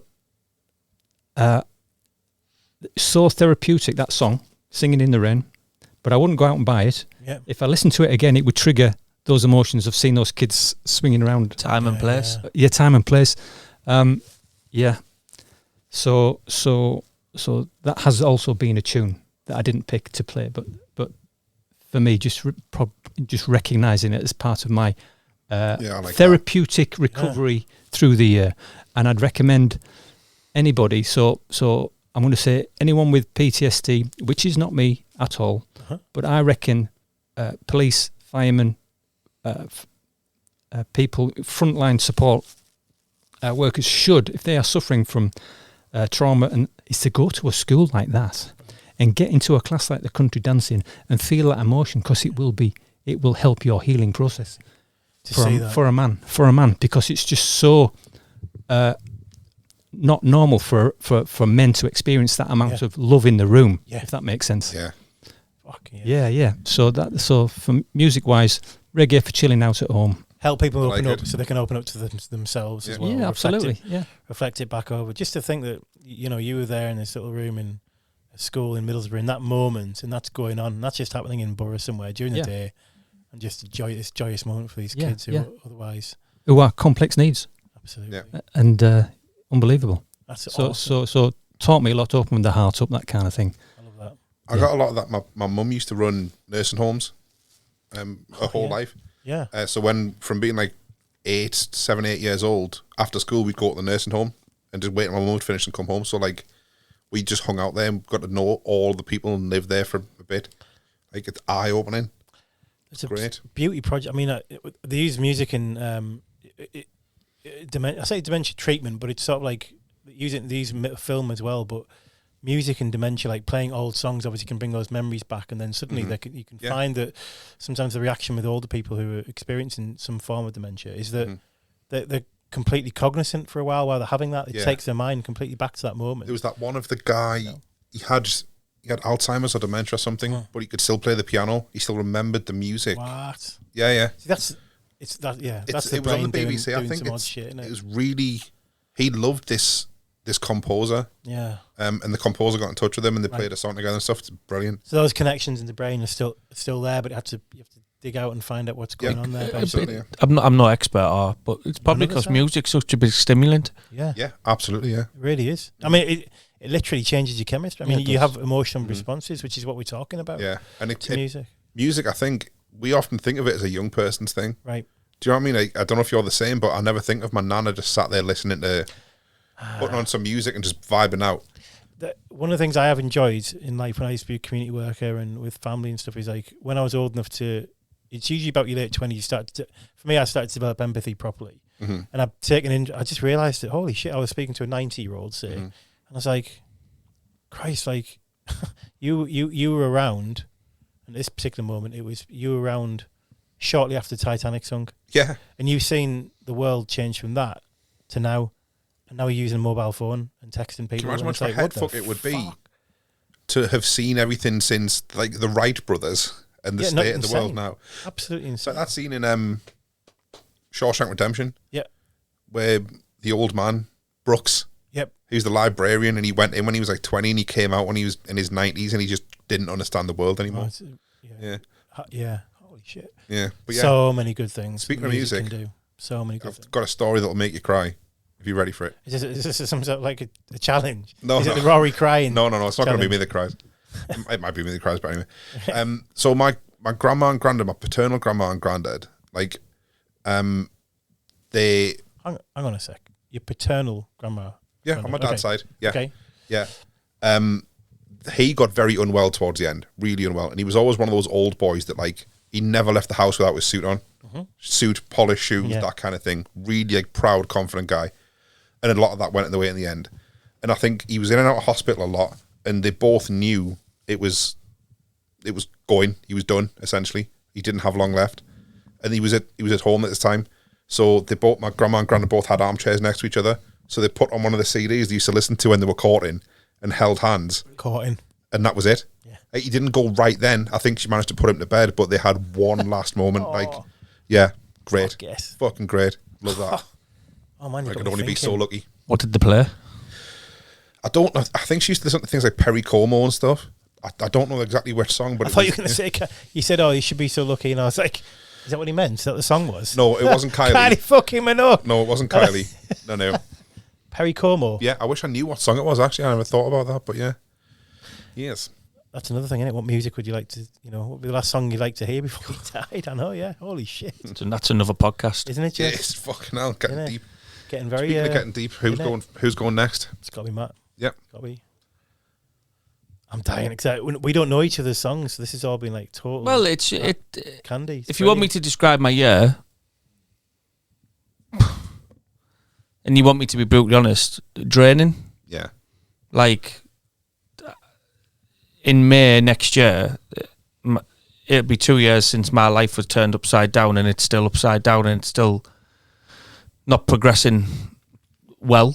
I'm not getting into the work situation, but it's just. Yeah, very tiring, very draining. But amongst all of that have been some little gems. And I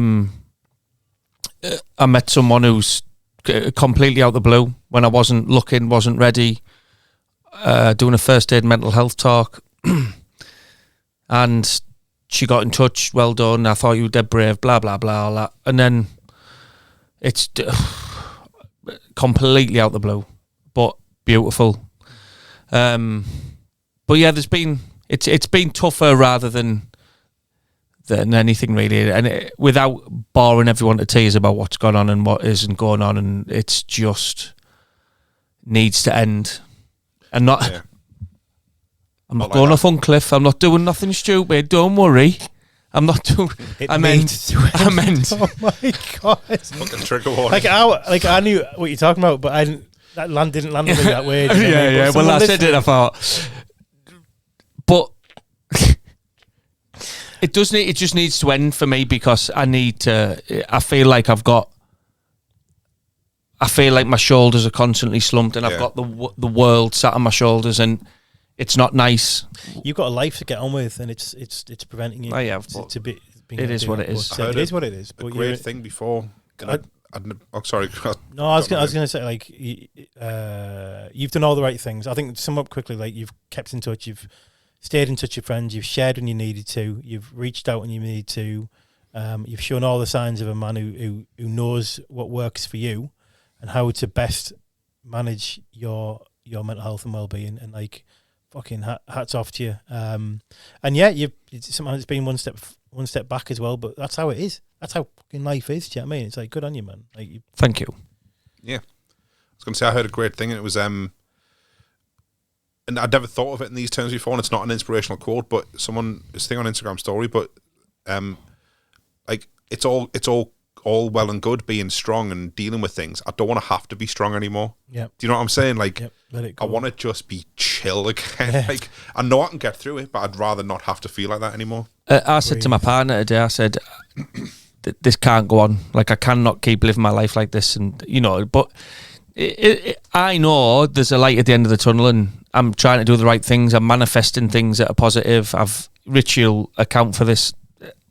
How I've never got angry over the past 2 years. I've really kept a calm mind and a calm head as best as I can. In private, I've probably lost it a bit at times, but it's easy as a bloke. I don't know. I mean, it's easy for anyone actually, just to, you know, you just get angry and aggressive and fucking, you know, the world owes me shit, and sort of really take it out on people who are actually the ones. But actually, you've also got a choice. The harder road, which is way more beneficial to you in the long term, is just to stay calm and accept the things that you cannot change. And you know.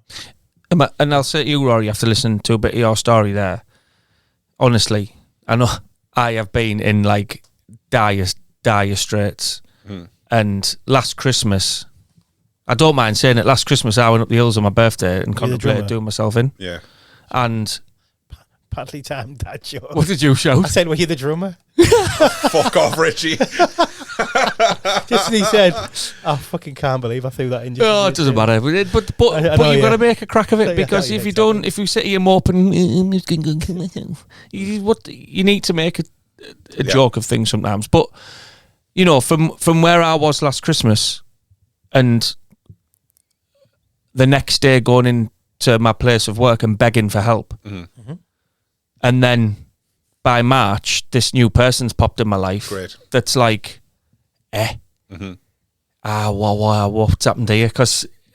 And that's what happens. And things, do you know what, Rory? And I think you're a genuine, lovely fella. And I just think that when you're open and honest about your emotions as a bloke and what you're doing, as long as you just keep, like I've tried to keep yourself in check and everything else, karma will always look after you. I think so, yeah. Thank you. But going back to what you were saying, like, I had a similar thing. Richie knows about this. I've spoken about it to him personally and on the podcast. It was August of this year. I had a similar thing. I went walking up the woods, and I never tried to do anything, but I'd resigned myself to the fact I didn't want to be here anymore.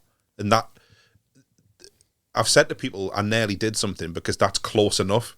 Like, I didn't get a rope, I didn't get a knife, but just making that decision, that flick over of, I don't want to be here anymore and I'm going to do something about it and start making plans. It's a terrifying thing. It is, and do you know what though? I'm not going to start going on about this because I'll end up here all night, but I'll quickly say this about them thoughts. I planned it out, and it was a spur of the moment thing because I was broken. But I tell you what's liberating. Yeah. It's fucking, when you are that low and you actually take a step back and look at it and think, fuck me. Yeah. To look at things aren't that bad. No.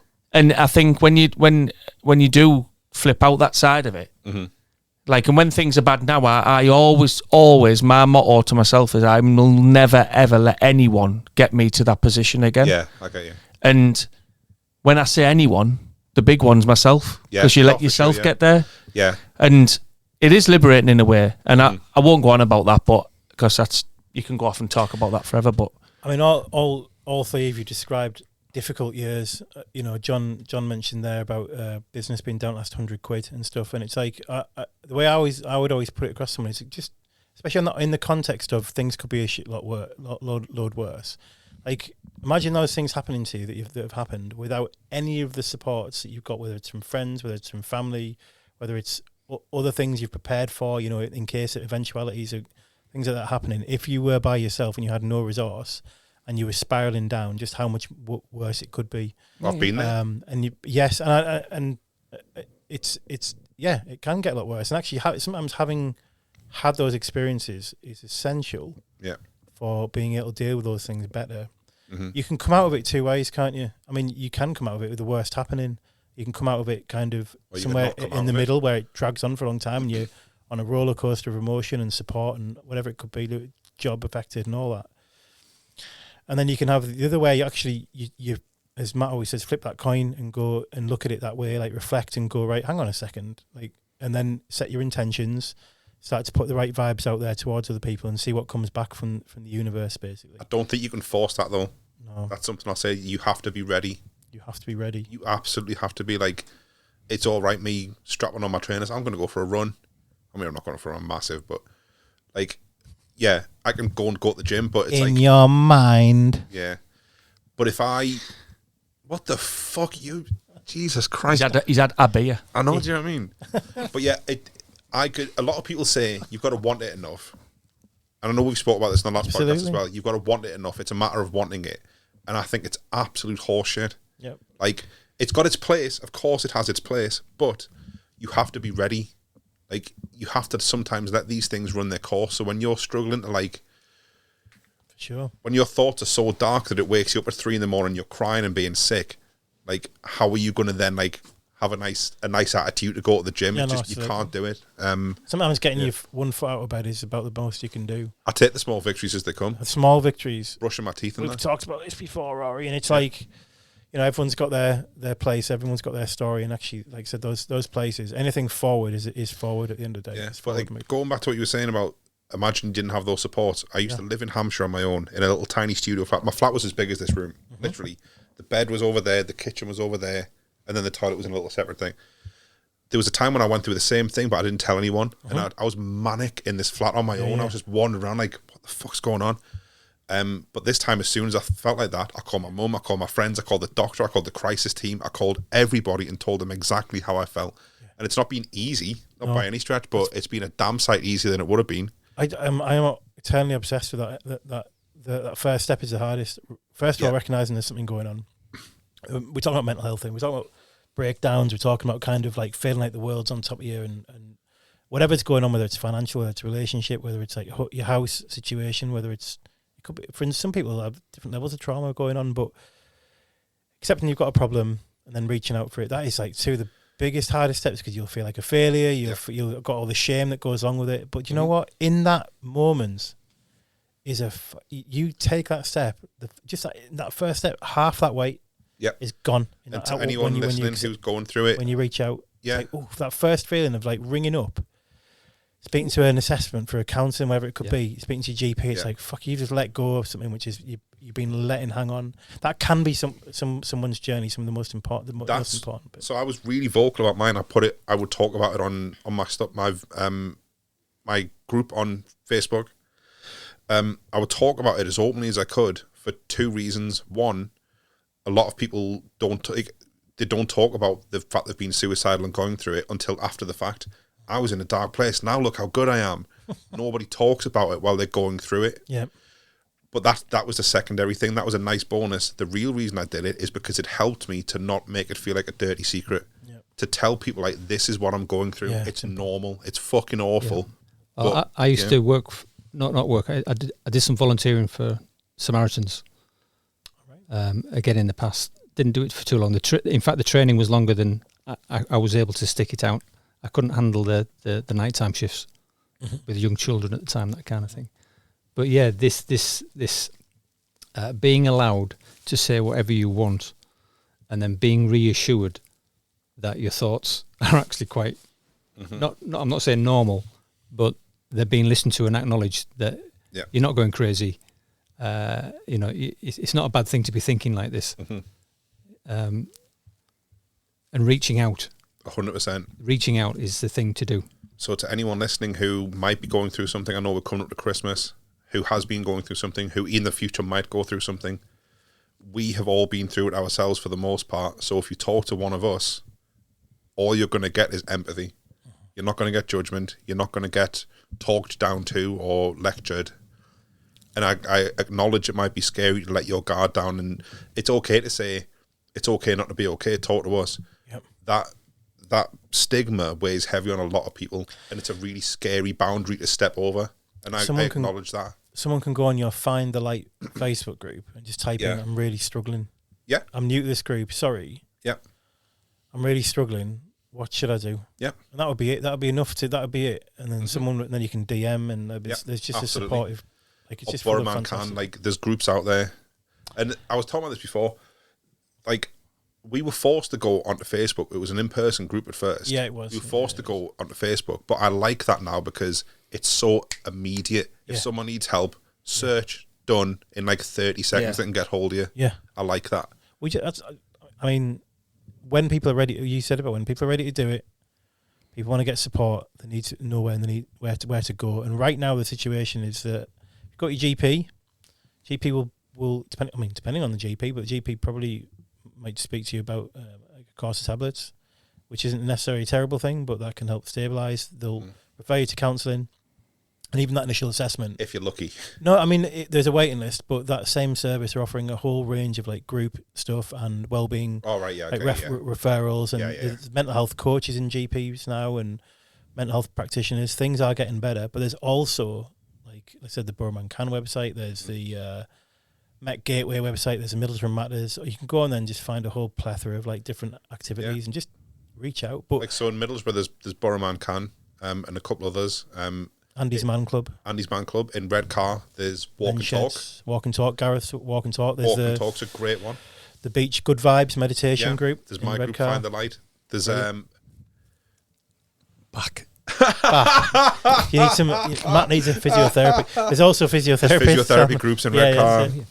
Matt, let's get a Matt song, shall we? Yes, let's. Get Matt's So, songs. which one of your songs do you want to get to, Matt? We forgot about that.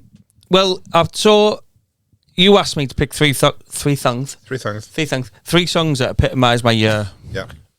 And the first one is, I love this song anyway, but my sister got married in March, which was around the same time that I met my new partner, and I was like, yeah, do you know what? And she had it as her wedding song, and when you listen to the words, it's a Proclaimers Sunshine on Leith.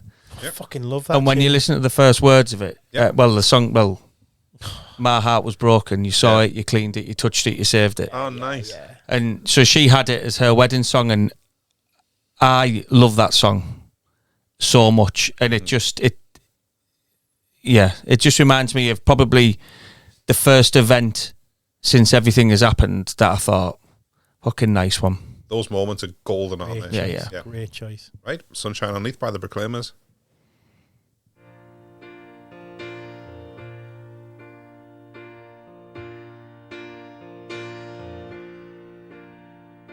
My heart was broken.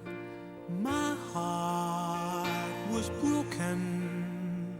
Sorrow, sorrow, sorrow, sorrow. My heart was broken.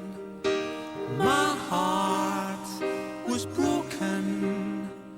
You saw it. How beauty is that? It's brilliant, but, you know, the Proclaimers are like, I would walk 500. And actually, the deep musicians, and there was a documentary on BBC 7 they used to do on a Friday night where you'd watch a documentary, then they'd have like a live show afterwards of what the band were. And they were on, and they're so well respected across the world as musicians, and just lovely fellas. But that song, it means a lot, and it always has meant a lot to me. But when They my just sister constantly gig, don't they? my sister went, I'm gonna have Sunshine on Leith, I was like, Great fucking tune. get in. Great tune. And it was a beautiful day. And I didn't pick up on that song till the musical one. The musical version of it. Fuck, what a tune. But yeah, that was my first choice. I hadn't never thought about it before, but even Walk 500 Miles, like the lyrics of that, just to be the man to fall down at your door, it's like they're beautiful lyrics. No, they are, I mean, Top musicians. Deep musicians. Yeah. Gig, they just don't stop gigging. They work hard, Yeah. don't they? I've never seen them live, but I was going to be. Actually, my ex-wife was a massive fan. We never ended up going, but that's how I got right into them. Listen to like their albums and stuff. Yeah, man. Really like good. it. Yeah, really good. Yeah. What's next? The next song's I'm a Belt. She's a Belter by Jerry Cinnamon. I'm not really a Jerry Cinnamon fan. Yeah. I'm not. I listen to him and I think, all right, okay. But She's a Belter is, well, I'll do a little dedication to the girl I'm seeing, because she has genuinely helped to save my life this year, and she's really made me realise that there are genuine, beautiful people out there who actually do care about you. Yep. And she actually is invested in the relationship and cares. And what I love about this song, the lyrics are brilliant, but it's a real forky. The first bits of it are brilliant. So yeah, really, really good. Cool. Belter by Jerry Cinnamon.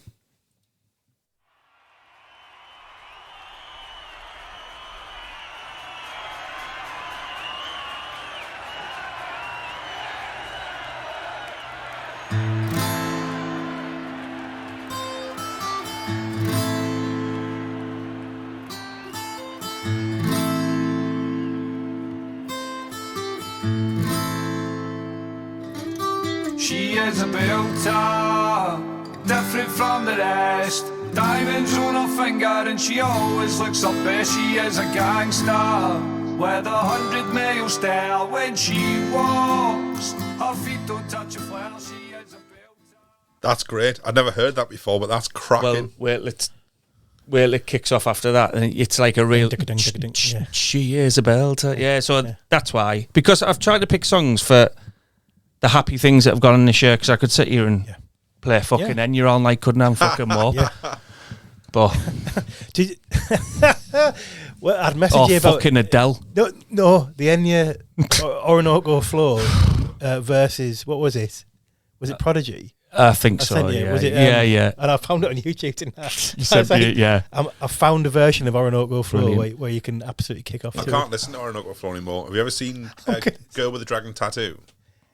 The Daniel Craig version. Yeah, no, I haven't seen Daniel Craig one. No, I've seen the original. There's a torture scene in that, and he puts on Orinoco Flow. Yeah. Sail away. It's Really? fucking grim. At the end. Yeah. Oh my god. Really grim, yeah. So that's Orinoco In Flow. the basement. Yeah. You never got any of the same, but yeah. Yeah. Prodigy. No, it smacked my flow up. So it smacked my bitch up with Orinoco Flow. So it starts off like down, down, down, ding, ding, ding. Class. You want to hear it? It Yeah, I'll works. check it It's out. weird. I got the same thing with Stuck in the Middle with You by Steelers Wheel. Okay. After Reservoir Dogs, Okay. where he cuts that guy's ear off. Yeah. I can't listen to it anymore. Not with the same. It's fucking hell. That's a bit rough. You've just gone It would really hurt. Quentin Tarantino Yeah. documentary about him and the music from his films. He's great for music and films. Well, it was after Kill Bill Volume 2 had come out, and he tends to sit down with music, listen to music, and then stories form around the music. Yeah. Which is why the music is always placed. Kill in the Bill films. came from Bang Bang. Yeah. I Shot You Down. The whole film came from that one song, yeah. And he pieced it together. The story comes from the music. I'm like, that's just amazing. I love that. See, he's second only to Scorsese. Scorsese uses music fucking great. Yes. He uses it really well. Yeah. I mean, Trainspotting. Yeah. How many films, British films, have like just nailed it in terms of music in the films? Pulp Fiction music wise is just incredible. Yeah. That film's just incredible. It's such a funny film in places, and a really good film aside from that. And then aside from that, like Full Monty.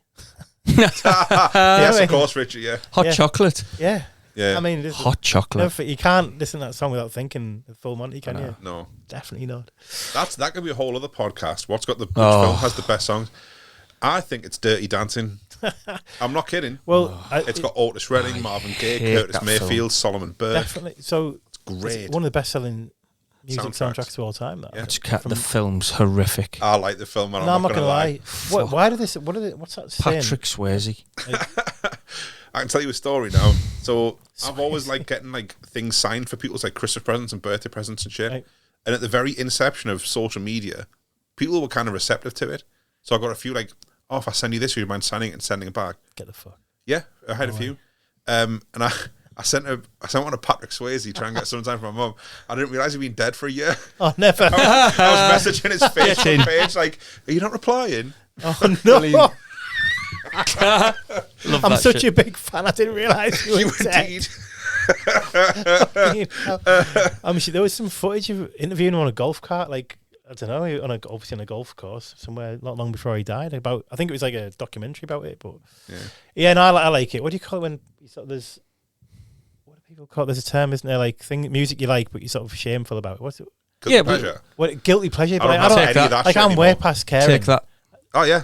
Take that. Well, Take that. The latest stuff. No, not the Every next. bloke knows. Brilliant. Where you it shouldn't be, but it is. Like if it comes on, every bloke knows. Evergreen. John, do you know take that lyrics when they come on? No. Evergreen. No, Evergreen no, by Will no. Young. Even the films that Yeah. you're talking about. Take That are a band that came out in about 93. Oh, no, Take That. Yeah. But no, it's just Brilliant. Yeah. Come so it doesn't register. far. It doesn't register. No. The films, I've not seen the films you talk about. Reach. And again, It's almost like someone Lucky turned your you. hard drive off in like 96 and then just let everything else. There was like, I pulled your Ethernet cable out. So everything that was in there, but nothing else got sent in. Charlie's mum, she used to be a massive Take That fan, and I pulled up Pick Charlie up about 2 years ago, and she's like, I had Take That blasting, one of the new ones. She's like, you like Take That? I was like, well, no. Tell you what song I really love that I hadn't realised until recently, and it made me cry my balls off. You ever cried so much your balls fell off? All the time. It's hard, man. Yeah. Is Kick it Father back and up Son. again. Father and Son. Find a girl, settle down. What? If you want, That's, you Take That, can yeah. marry. It was Boyzone covered it, but there was an it? original version. Oh, it was Boyzone, wasn't it? Yeah. There was an original version, and it's such a fucking beautiful song. Nice. Because I don't have a good relationship with my dad, and it's Yeah. just like, Yeah. it's how Yeah. I Lyrics, every fair, time, man. fair comment. Yeah, Yeah, there's, I cry at songs all the time, man. it's bullshit to just not say that I like that song. I love it. Guilty pleasure doesn't exist. Nah, Doesn't exist. It shouldn't exist. there's loads of videos of me dotting around dancing to things like September by Earth, Wind and Fire, and What a fucking tune that. yeah, Absolute tune. Harvest for the World by the Isleys. Harvest for the World, Yeah. man. It's a banger. Hey, have you got? Is that all? No, I've got one more. my third record It's is a fucking cracker. Go on. Protect Your Neck by the Wu-Tang Clan. And the reason why I've picked it is because this year I've tried to listen to music that's made me feel good and reminded me of Yeah. when times were good. Yeah. So I've tried to and my daughter's got into Wu-Tang and she wants a Wu-Tang t-shirt for Christmas, and I'm like, Class. fucking Nice. get in. Don't think a mammal approve. But Protect Your Neck, this version of it, is when you listen to the whole song, it's absolutely outrageous. The beat, the rapping, the whole vibe to it. And it reminds me of when I'm half cut in my kitchen and I just whack a Wu-Tang song on. Yeah. That's what it She's gonna reminds get me like of. a hits from the bong t-shirt. Oh, man. So this is the Dirty DJ mix of Protect Your Neck by the Wu-Tang Clan. Ladies and gentlemen, we like to welcome to you, all the way from the slums of Shaolin, special uninvited guests came in through the back door. Ladies and gentlemen, it's Dance with the mantis, note the slim chances. Chant this anthem, swing like Pete Sampras. Taking it straight to big man on campus. Brandish your weapon or get dropped to the canvas. Scandalous, made the metro panic. Call static, with or without the automatic. And while I'm at it, yo, you got cash pass it, it's drastic. Got to send half the dirty bastard. How can you not love that? How can you not? That must be John what- Lee was popping off shots in the background. What's 90? What's Firing it, his pistol out the 95, window. 96? Yeah, and again, it reminds me. Again, it reminds me. My sister used to listen to Disposable Heroes of Hypocrisy, Funk Dubious, Cypress Hill, and then I heard the Wu-Tang coming out, and then I bought 36 Chambers, the album, and it is just brilliant. I'd never gotten into the Wu-Tang Clan, and someone sent me a song. I'm a big rap fan, but I kind of missed them. Oh, they're not on fucking YouTube Music. Oh, it's in downloads. Jesus Christ, what am I doing? I'm trying to search for a different Wu-Tang song, just to pop on. But that song, when it gets going, it's just in the kitchen. Same as you, John. I love cooking, and making a Sunday dinner and just putting Protect Your Neck on the couple of beers. I'm like, fuck yeah. The best in it. Get in. Yeah, escape. See, yeah, yeah, I was just saying about the escape thing, isn't it, for me? That's Yeah. it. Yeah. Like, just for a moment, Timeless. you're not in your life anymore. You're in that moment. Do you know what I mean? You're in the It's- fucking Wu-Tang. I wish. But yeah, I wish. this is an honourable mention. It's not this year, but this song, man, this changed a lot for me. We can still keep talking. It's fine. Oh, Sorry, go on. I'm the Osiris of this shit. like I've always had a thing for flow in rap music. Yeah. Are we on still? Yeah, it's on. Yeah. All right, okay. It's the flow in this, man. Hang on. Let's take it back to 79. Yeah. If only you could see Rory right now, he's word for word, he's loving it. John found out the vibe. Great. Fucking What did you great. refer to that as? Like the floor, like The floor. So you know, it reminds me of that sounds like Jurassic. You know, in Jurassic 5, yeah, I love Jurassic 5, yeah. proper dirt. I don't know the name, but you see, the way my head works, I'm listening to that. Yeah, sounds great. And then I'm hearing the background, Sample under it. the background sample. And it's like, Yes. Yeah. oh, I've got it. Yeah, I've got yeah. it. What is it? And Really? I kind of go there. It's more, So the Wu-Tang were really big at that. Yeah. They would pick and sample records that were just like, wow, Yeah. and then turn them into a New York hip hop scene. Yeah, like RZA was the main producer for a lot of years, and it's like he's a genius. People talk about Kanye being a genius. Fuck me, RZA stuff is so next so level. did Black Eyed Peas come afterwards or before? way after. So the Black Eyed Peas have sampled this. Right, okay. Yeah. Okay. Interesting. Didn't surprise Yeah. me as well. Yeah, they don't have the same street cred as Wu-Tang Clan. Will I Am. Yeah. That was What? there was something on the Defiant ones. Okay. No, go on, what you're saying. No, I was gonna. what's she called? Fergie. Yeah. And she pissed herself on stage and just carried on. And I was like, well, I'm with that. I'm Got a job like to do. whatever. If that's what you got. I can't No, deal with Will I Am either. So, but like, can't they were deal like, with oh, it. she pissed herself on stage, dirty cow. And I was like, oh, whatever. I got a I was job like, to the do. fuck you on about? I've seen people shit themselves on fucking triathlons. What you on about? Toilets again? Get You on know with what I it. mean? You what? I'm just. Disgusting. Look, just because it comes from, I think Black Eyed Peas. I think Fergie pissed himself on stage. What can I do? Yeah. Do you know what I mean? It's not like it's a fetish for me, Matt. Do you know what I mean? It was Well, like, yeah. oh, that's noteworthy. Going back to the Defiant ones, that episode where they were talking about where the East Coast West Coast rivalry came from, and it was the Source Awards, and Suge Knight got up on stage and said "fuck Bad Boy," and Nas is kind of talking about the thing, and he's like, I don't know, Bad Boy had weapons on them, Death Row had weapons on them, Wu-Tang were ready, and it cuts to RZA, and he's wearing a fucking ninja outfit in the crowd. Absolutely hilarious. Fucking what? It's great because they were heavily influenced by kung fu movies. That's what they said Yeah, from the Wu-Tang slums of Shaolin. Like Yeah, yeah. they're big into kung fu. Yeah, He's sat in the audience with a ninja outfit. Richie Andrew, pick your three. He's got him. We've only got an hour and a half left for Richie to go through his. Go on.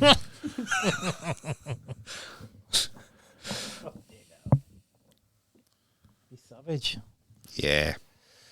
Let's start off with one of the best of the three then. So, yeah, we'll do it in this order. So, Stockton Globe. Have you been to Stockton Globe? Mm-hmm. So, I spent the last 3 years, 3 and a bit years, just before the pandemic, moved in here in October in this house. And then in the March. So, I never actually saw a summer until last year here properly. It's a bit of a funny one, but sort of starting a relationship off when all that's going on, it's a bit of an odd one, isn't it? And then coming off the back of the divorce and all those difficult times. So started to like get back out again, going to gigs and stuff. Just before that, got in the routine of doing that. Obviously the pandemic started. Hit everyone, obviously. It's been a bit strange. But during all that, I think while the pandemic's on, they redid the Stockton Globe and I've been there I think 5 times this year to see different things. See Darren Brown was on there. Went to see Rock Orchestra recently. I'm going to come to that. Met Russell Brand there. Came at the roast, spoke to him. Give Russell Brand a hug. Definitely, like they always say, don't meet your heroes. He was fantastic to meet. So the Stockton Globe has brought. It's been fantastic. I mean, fantastic gigs. But I got back some tickets for a birthday for this thing called the Rock Orchestra, and they play all over Europe. And they're basically like, I think it was a 18-piece band of brass, rhythm and strings, and they're doing like everything from Metallica to Rage Against the Machine, AC/DC, you name it, just all the best rock tunes. And some of them had like a vocalist on, some didn't, and they sort of built it up. The story is that I think some people saw orchestra in the title and thought, oh yeah, like turned up. Some people saw rock and then turned up drinking and chatting in the crowd and everything. So it was a real mixed bag. Anyway, the second last song I did was this, which you will all know, and it was basically all get up. If they hadn't already, get up and just properly rock out. And do you know what? I felt like about 6 months of stress released in about 3 minutes. They're the best moments. Oh my God, like just went for it completely. And the guy who was sat front row who'd been complaining to one of the bouncers about this lad and lass chatting whilst the gigs are on and dancing and stuff. like looked the most miserable. Like he wasn't meant to be there. The rest, the 95% of us were rocking and fucking loving it, and it was this Rage Against the Machine, Killing the Name.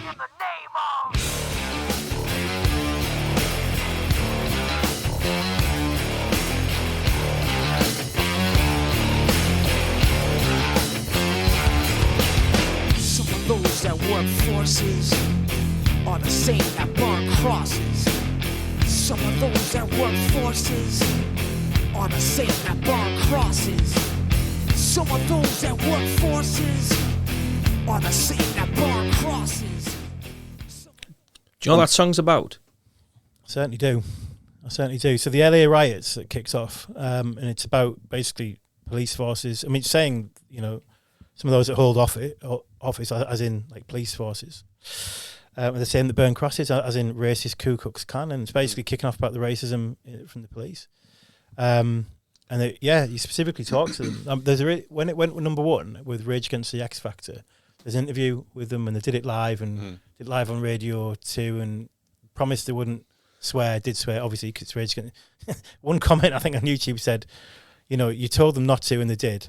What did you expect from a band called Rage Against the Machine? Yeah, and the lyric is literally "fuck you, I won't do what you told me," and that's the lyric they sang. It's great. And they were saying about that they were going back to it and talking about like the riots, how it all kicked off. Yeah, I mean, for me, like just when I came to the party late with Rage Against the Machine, but man, did I get it when it landed with me? Oh yeah, who they are, absolutely. what they're about, and but I think that Some of Those That Hold Office is a newer lyric. The original lyrics to the song were Some of Those That Hold Forces. Forces. It was about the police department, Yep. But then they changed it to office. Yep. To reflect the current climate. Yeah. Of racists. Yeah. Pocket full of shells. Good song, Richard. Etc. Etc. Yeah, it's a belter, isn't it? What's your take on that, John? You missed that one as well. Rage. Yeah, sorry, guys. I'm just sorry at all. I'm listening. Why, sorry? I'm just like, oh no, sorry, he's not getting it. Yeah, it's all right. But it's what I do get is our link with a tune.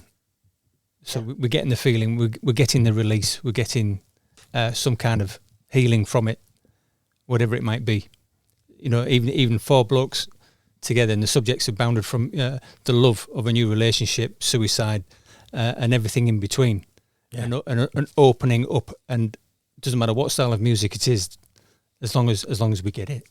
Absolutely, yeah. That's it. So at that gig, there was two people in front of us, one behind us, and we both hugged That's all a three small of them. gig. After that, no, yeah, just the people we were chatting to, around it, and they all got hugs. I mean, there was that, and there was Metallica straight after that, and it was like, just the energy. Like I said, it was like a massive release. It was just fantastic. That's one. Talking about going to in pits at gigs back in the day. Yeah, if you go to a heavy metal gig and just have a pit. Yeah. You would always come out of the gig with the people you'd been doing it with, like, oh, you fucking caught me then, that was great. Like, it was respect. I remember my best friend Rachel, right? We were seeing this club in Sheffield called Corporation, and the ceiling's like as high as this ceiling. It's a really good club, it's got decent occupancy, but it's a really low ceiling, so when it gets hot, it like rains sweat and shit. It's a grimy, dirty, minging club. Like, someone shower though. Yeah, someone got it's not funny at all. Someone got stabbed in the face in the club. It's a rough club in Sheffield, right? And their big security... Good occupancy, though. Yeah. Good occupancy. Their big security thing to try and make sure it didn't happen again was to put lights at the bar. So if it did happen again, they could call the police quicker. That was it. Like, it's a warehouse with a bar. Anyway, there's a band called The Tree. We went to see them, me and my friend Rachel. And she's of Viking descent. She's 6 foot tall, like broad-shouldered, just a strong woman. And I was hanging at the back with the girl I was seeing at the time, and she went in the pit. And she came out with no top on, just a bra, like, nudging guys. That's fucking great, wasn't it? And they were like, fuck, like, broken in bits. It's the camaraderie. It's those moments, man. It was... Thanks for breaking my nose. Yeah. Like, not normally, it would be like, you fucking, you know, like, what? It's a really misunderstood thing. Yeah. It's a properly misunderstood thing. It's a real... Thank you for breaking my nose. If anyone goes down in the pit, like 10 people go in to pick them back up again and start them again. It's the best thing ever. It's an organised fight club. It is, isn't it? That's wonderful. Organised fight club, yeah. I've took a mouthpiece before. I'm not kidding. Personalised, customised mouthpiece. John, should we go to a gig and take a mouthpiece? Mouth guard. Is it got sort of echoes of like? Is it like football hooliganism? I mean, I guess Like organised chaos, organised violence but in your own chosen setting. Back at Millwall. I could show you something on the Trouble on the big Terraces. screen, Do you but, remember that VHS when you were a kid? Trouble on the Terraces. That one got passed around everywhere, didn't it? Oh, was it like Faces of Death? But Yeah, it was, football? the cover was just a guy with like one big swollen broken nose and like big broken, and it was it was just all about Millwall and everything else around it, all the firms and all that. Weren't Millwall a really dirty, rough, awful firm as well? I think they were just for whatever reason they had picked on it, but yeah. I don't think Middlesbrough paint themselves in No. God, they've all got their own. I mean, Yeah. for sure. But isn't Millwall something that still goes? Yeah. Yeah. So Yeah. It's creeping back in. it's creeping back in, isn't it? Yes. What's your next song, Richie? So I'm taking it slightly more commercial. So, do you know, like I said earlier on, music I listen to, dance music essentially, and trance and particularly, is just about the music. You get lyrics, but they're generally shit. Like dance music isn't really known always for its good lyrics. Sometimes it is. Don't get me wrong, it is, and I could pick out some examples. But generally, and especially with things like trance and stuff.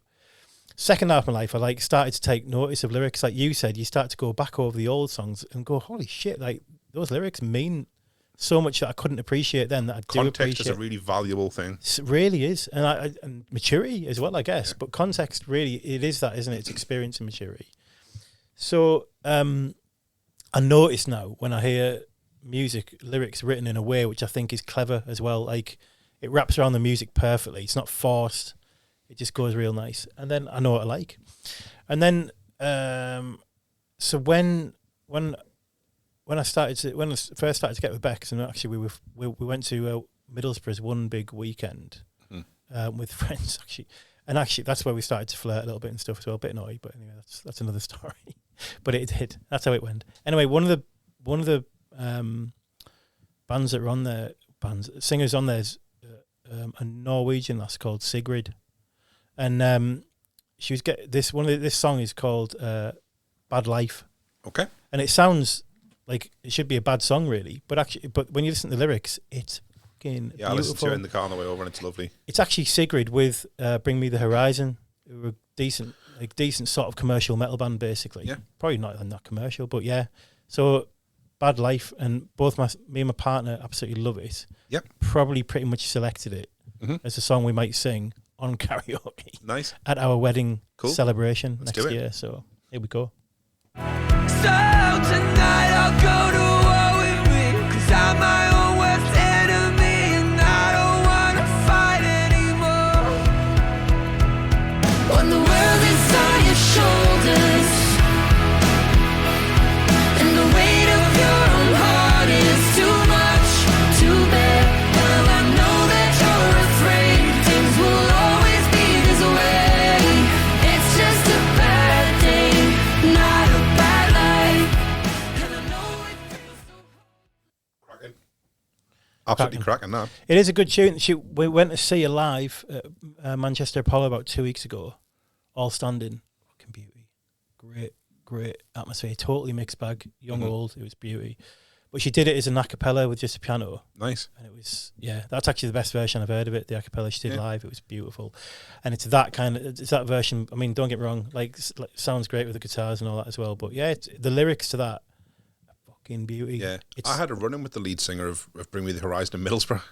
Really? Yeah.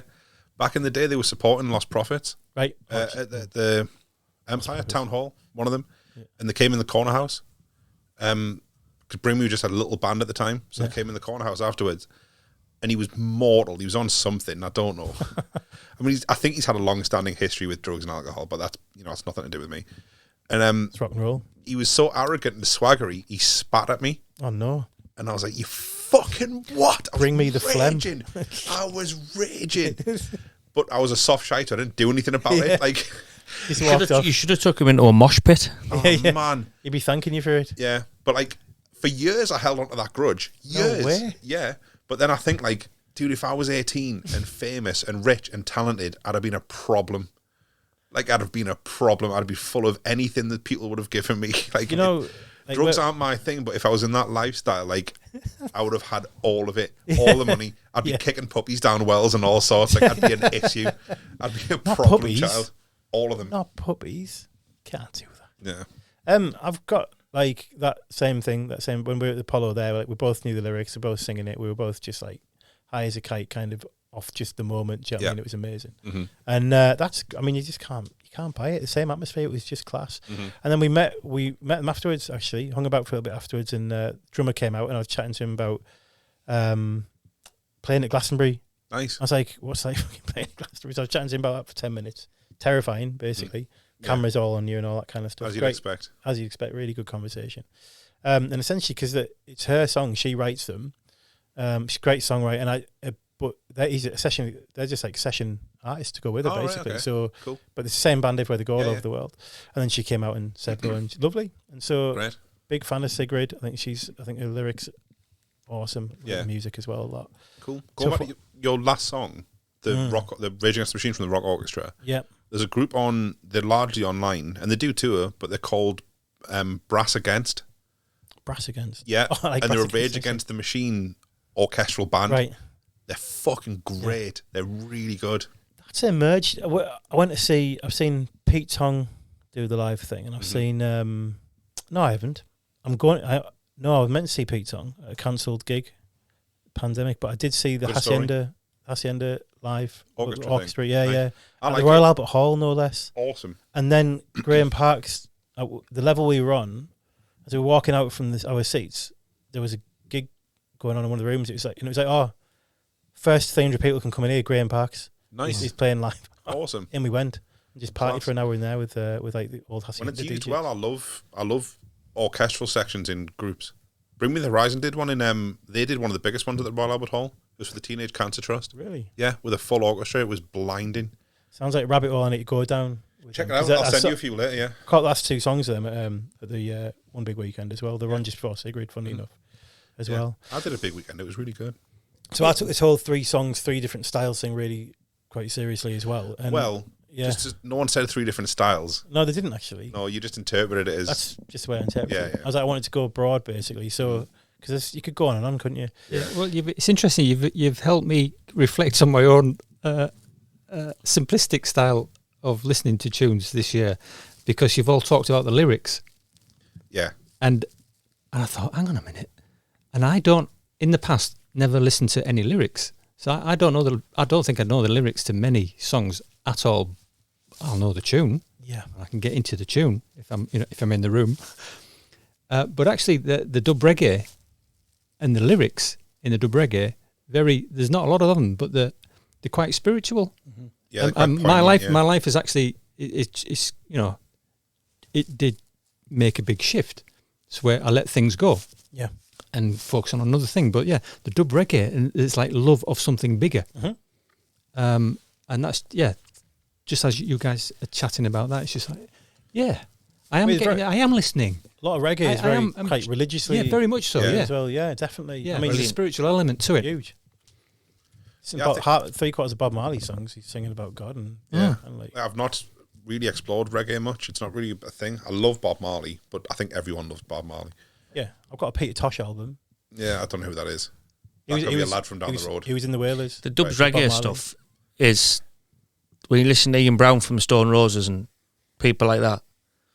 When Ian Brown went to jail and came back out, I think after the first album, he had no money in his mum's thing. He bought himself some music equipment, and a lot of his music is influenced by reggae. Oh, really? Yeah. Nice. So that a lot of the Roses stuff is influenced by reggae, and a lot of I think a lot of artists in the 90s went back to that almost, and because it is very spiritual, and Ian Brown's a very spiritual guy. He's a bit weird at the minute, but I know James have sampled with it as well. Like they've had a look at it, and because when you I suppose when you're able to strip it all down, you can just listen to one part of the song. Yeah, right.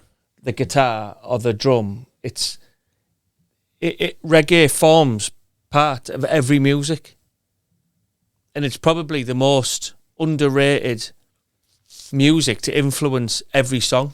Yeah, I get you. Yeah, and especially with make the connection to mental health as well. It's like there's personal suffering that's kept down by other forces and other things, and they're not afraid to call out.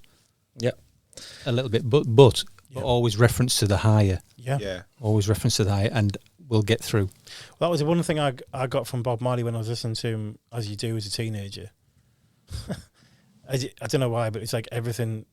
Everyone I knew who was a teenager at some point went through a Bob Marley phase, and it was about basically history of black slavery.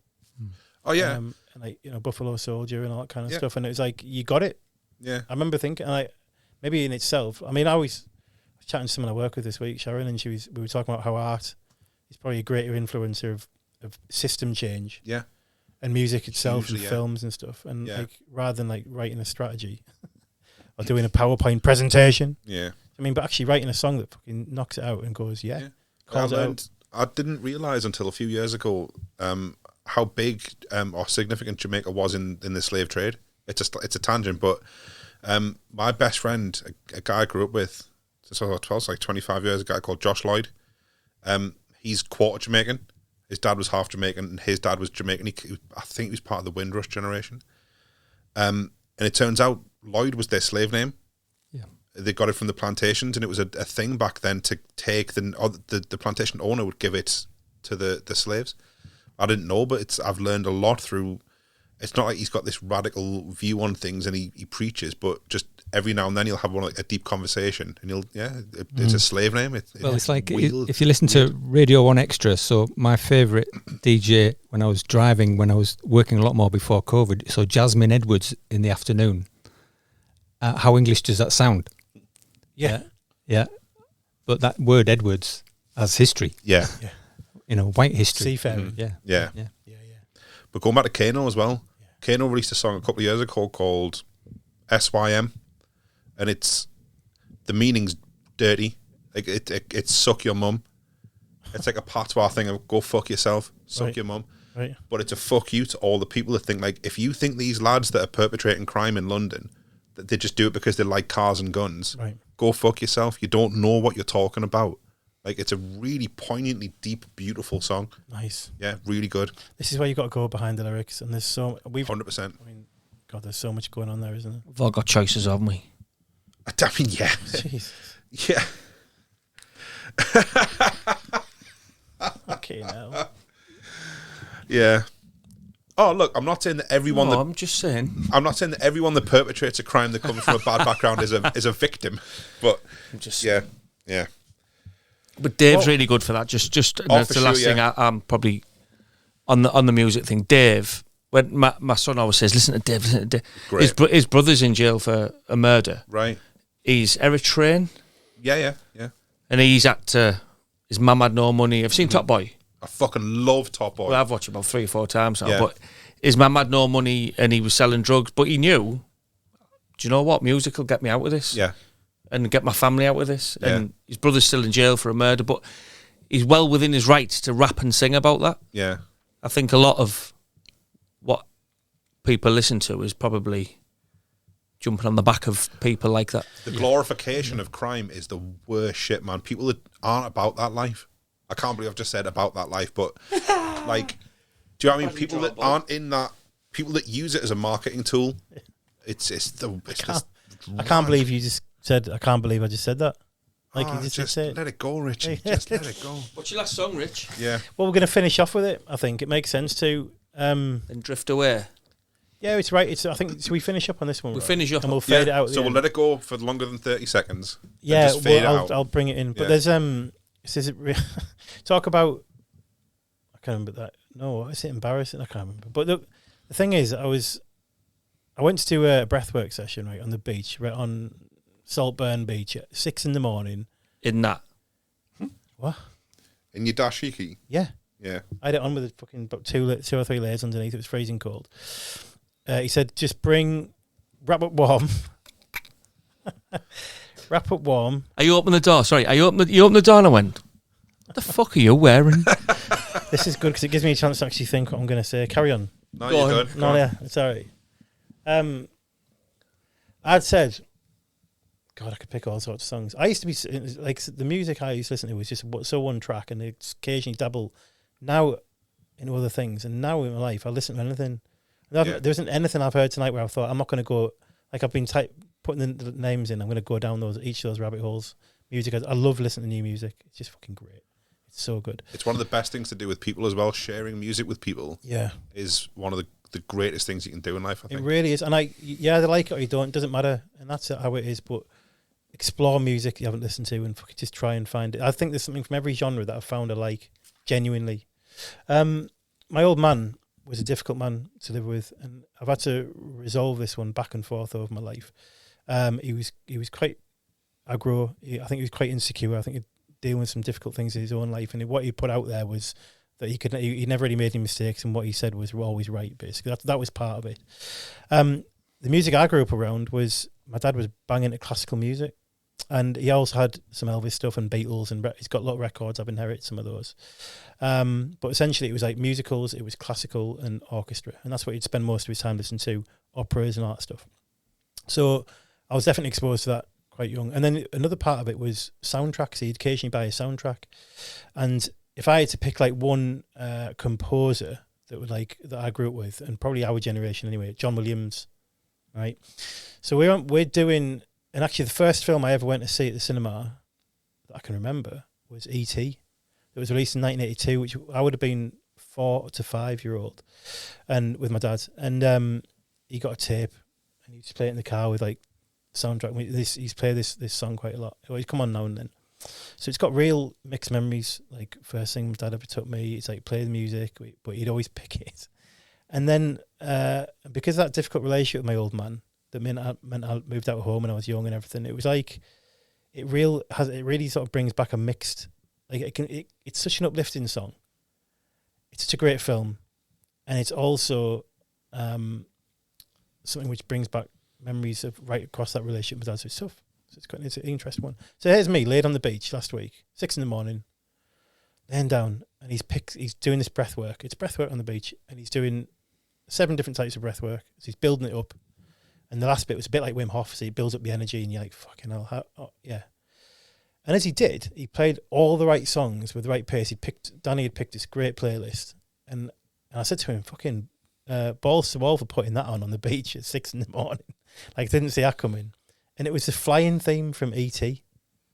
And it was as he was building up the pace, and at the same time when your head was starting to buzz and you're starting to get all this energy from all the breath work. And he got a little fire going next to us, and it came on. Anyway, the fucking tears started streaming out my eyes, both sides. Oh. And I was like, fuck you. And I wasn't in my own mind. I was like, holy shit, I did not see that coming. And at the end, Danny said, I saw you crying there. I said, you're all right. Because he knows what people can be like. Do breathwork can be quite emotional. I said, yeah, I'll tell you later. And I did tell him later. And but I said, yeah, that was quite a big release. And it was my old man, basically. Wow. So it's the flying theme from E.T. Awesome. By John Williams. Yep. So let's whack it on and get those memories flying. So I think we're closing the pod now, aren't we? We're going to close the pod off. So that's like just over 2 hours, and it's been a good one. I mean, we could do another one. Of this, man. We could go sub-in, couldn't we, on like films and stuff, and maybe get some other people on and chat to. I would do this again. It was class. I mean, it's just give us a radio show. 50 people listen, we'll be over the moon. If 5 people listen, just enjoying doing it. It's a great chat. The last thing I want to say before we do is we used to do like men's health in the news. In the week where it was in the news that 85% of men said they wouldn't feel comfortable chatting to their mates about difficulties, and it said in the pub, 85 men in the survey said they wouldn't be comfortable chatting to their mates about difficulties going in their life. 85% of men, and I was like, holy shit. Yeah. So, like, which is basically what we've essentially done around music. Yeah. So why not, if you struggle to chat to your pals, talk about music, talk about like kind of the effect that songs have had on you. And then start bringing those difficult things that go on in your life. And, I might listen to this song tonight because, I will ask this or whatever it could be. Yep. It can be a great leveler. And so that would be, maybe if that helps one guy out there to open up conversation, then that's probably a good thing. Yep. So this has been the year in review. I guess we're going to put this out towards Christmas or the end of the year. Happy Christmas, everyone. Happy New Year. We hope you're all good. And, Have a very Merry Christmas and Happy New Year. We'll speak in the new year. Take care, everyone. Take care. Goodbye.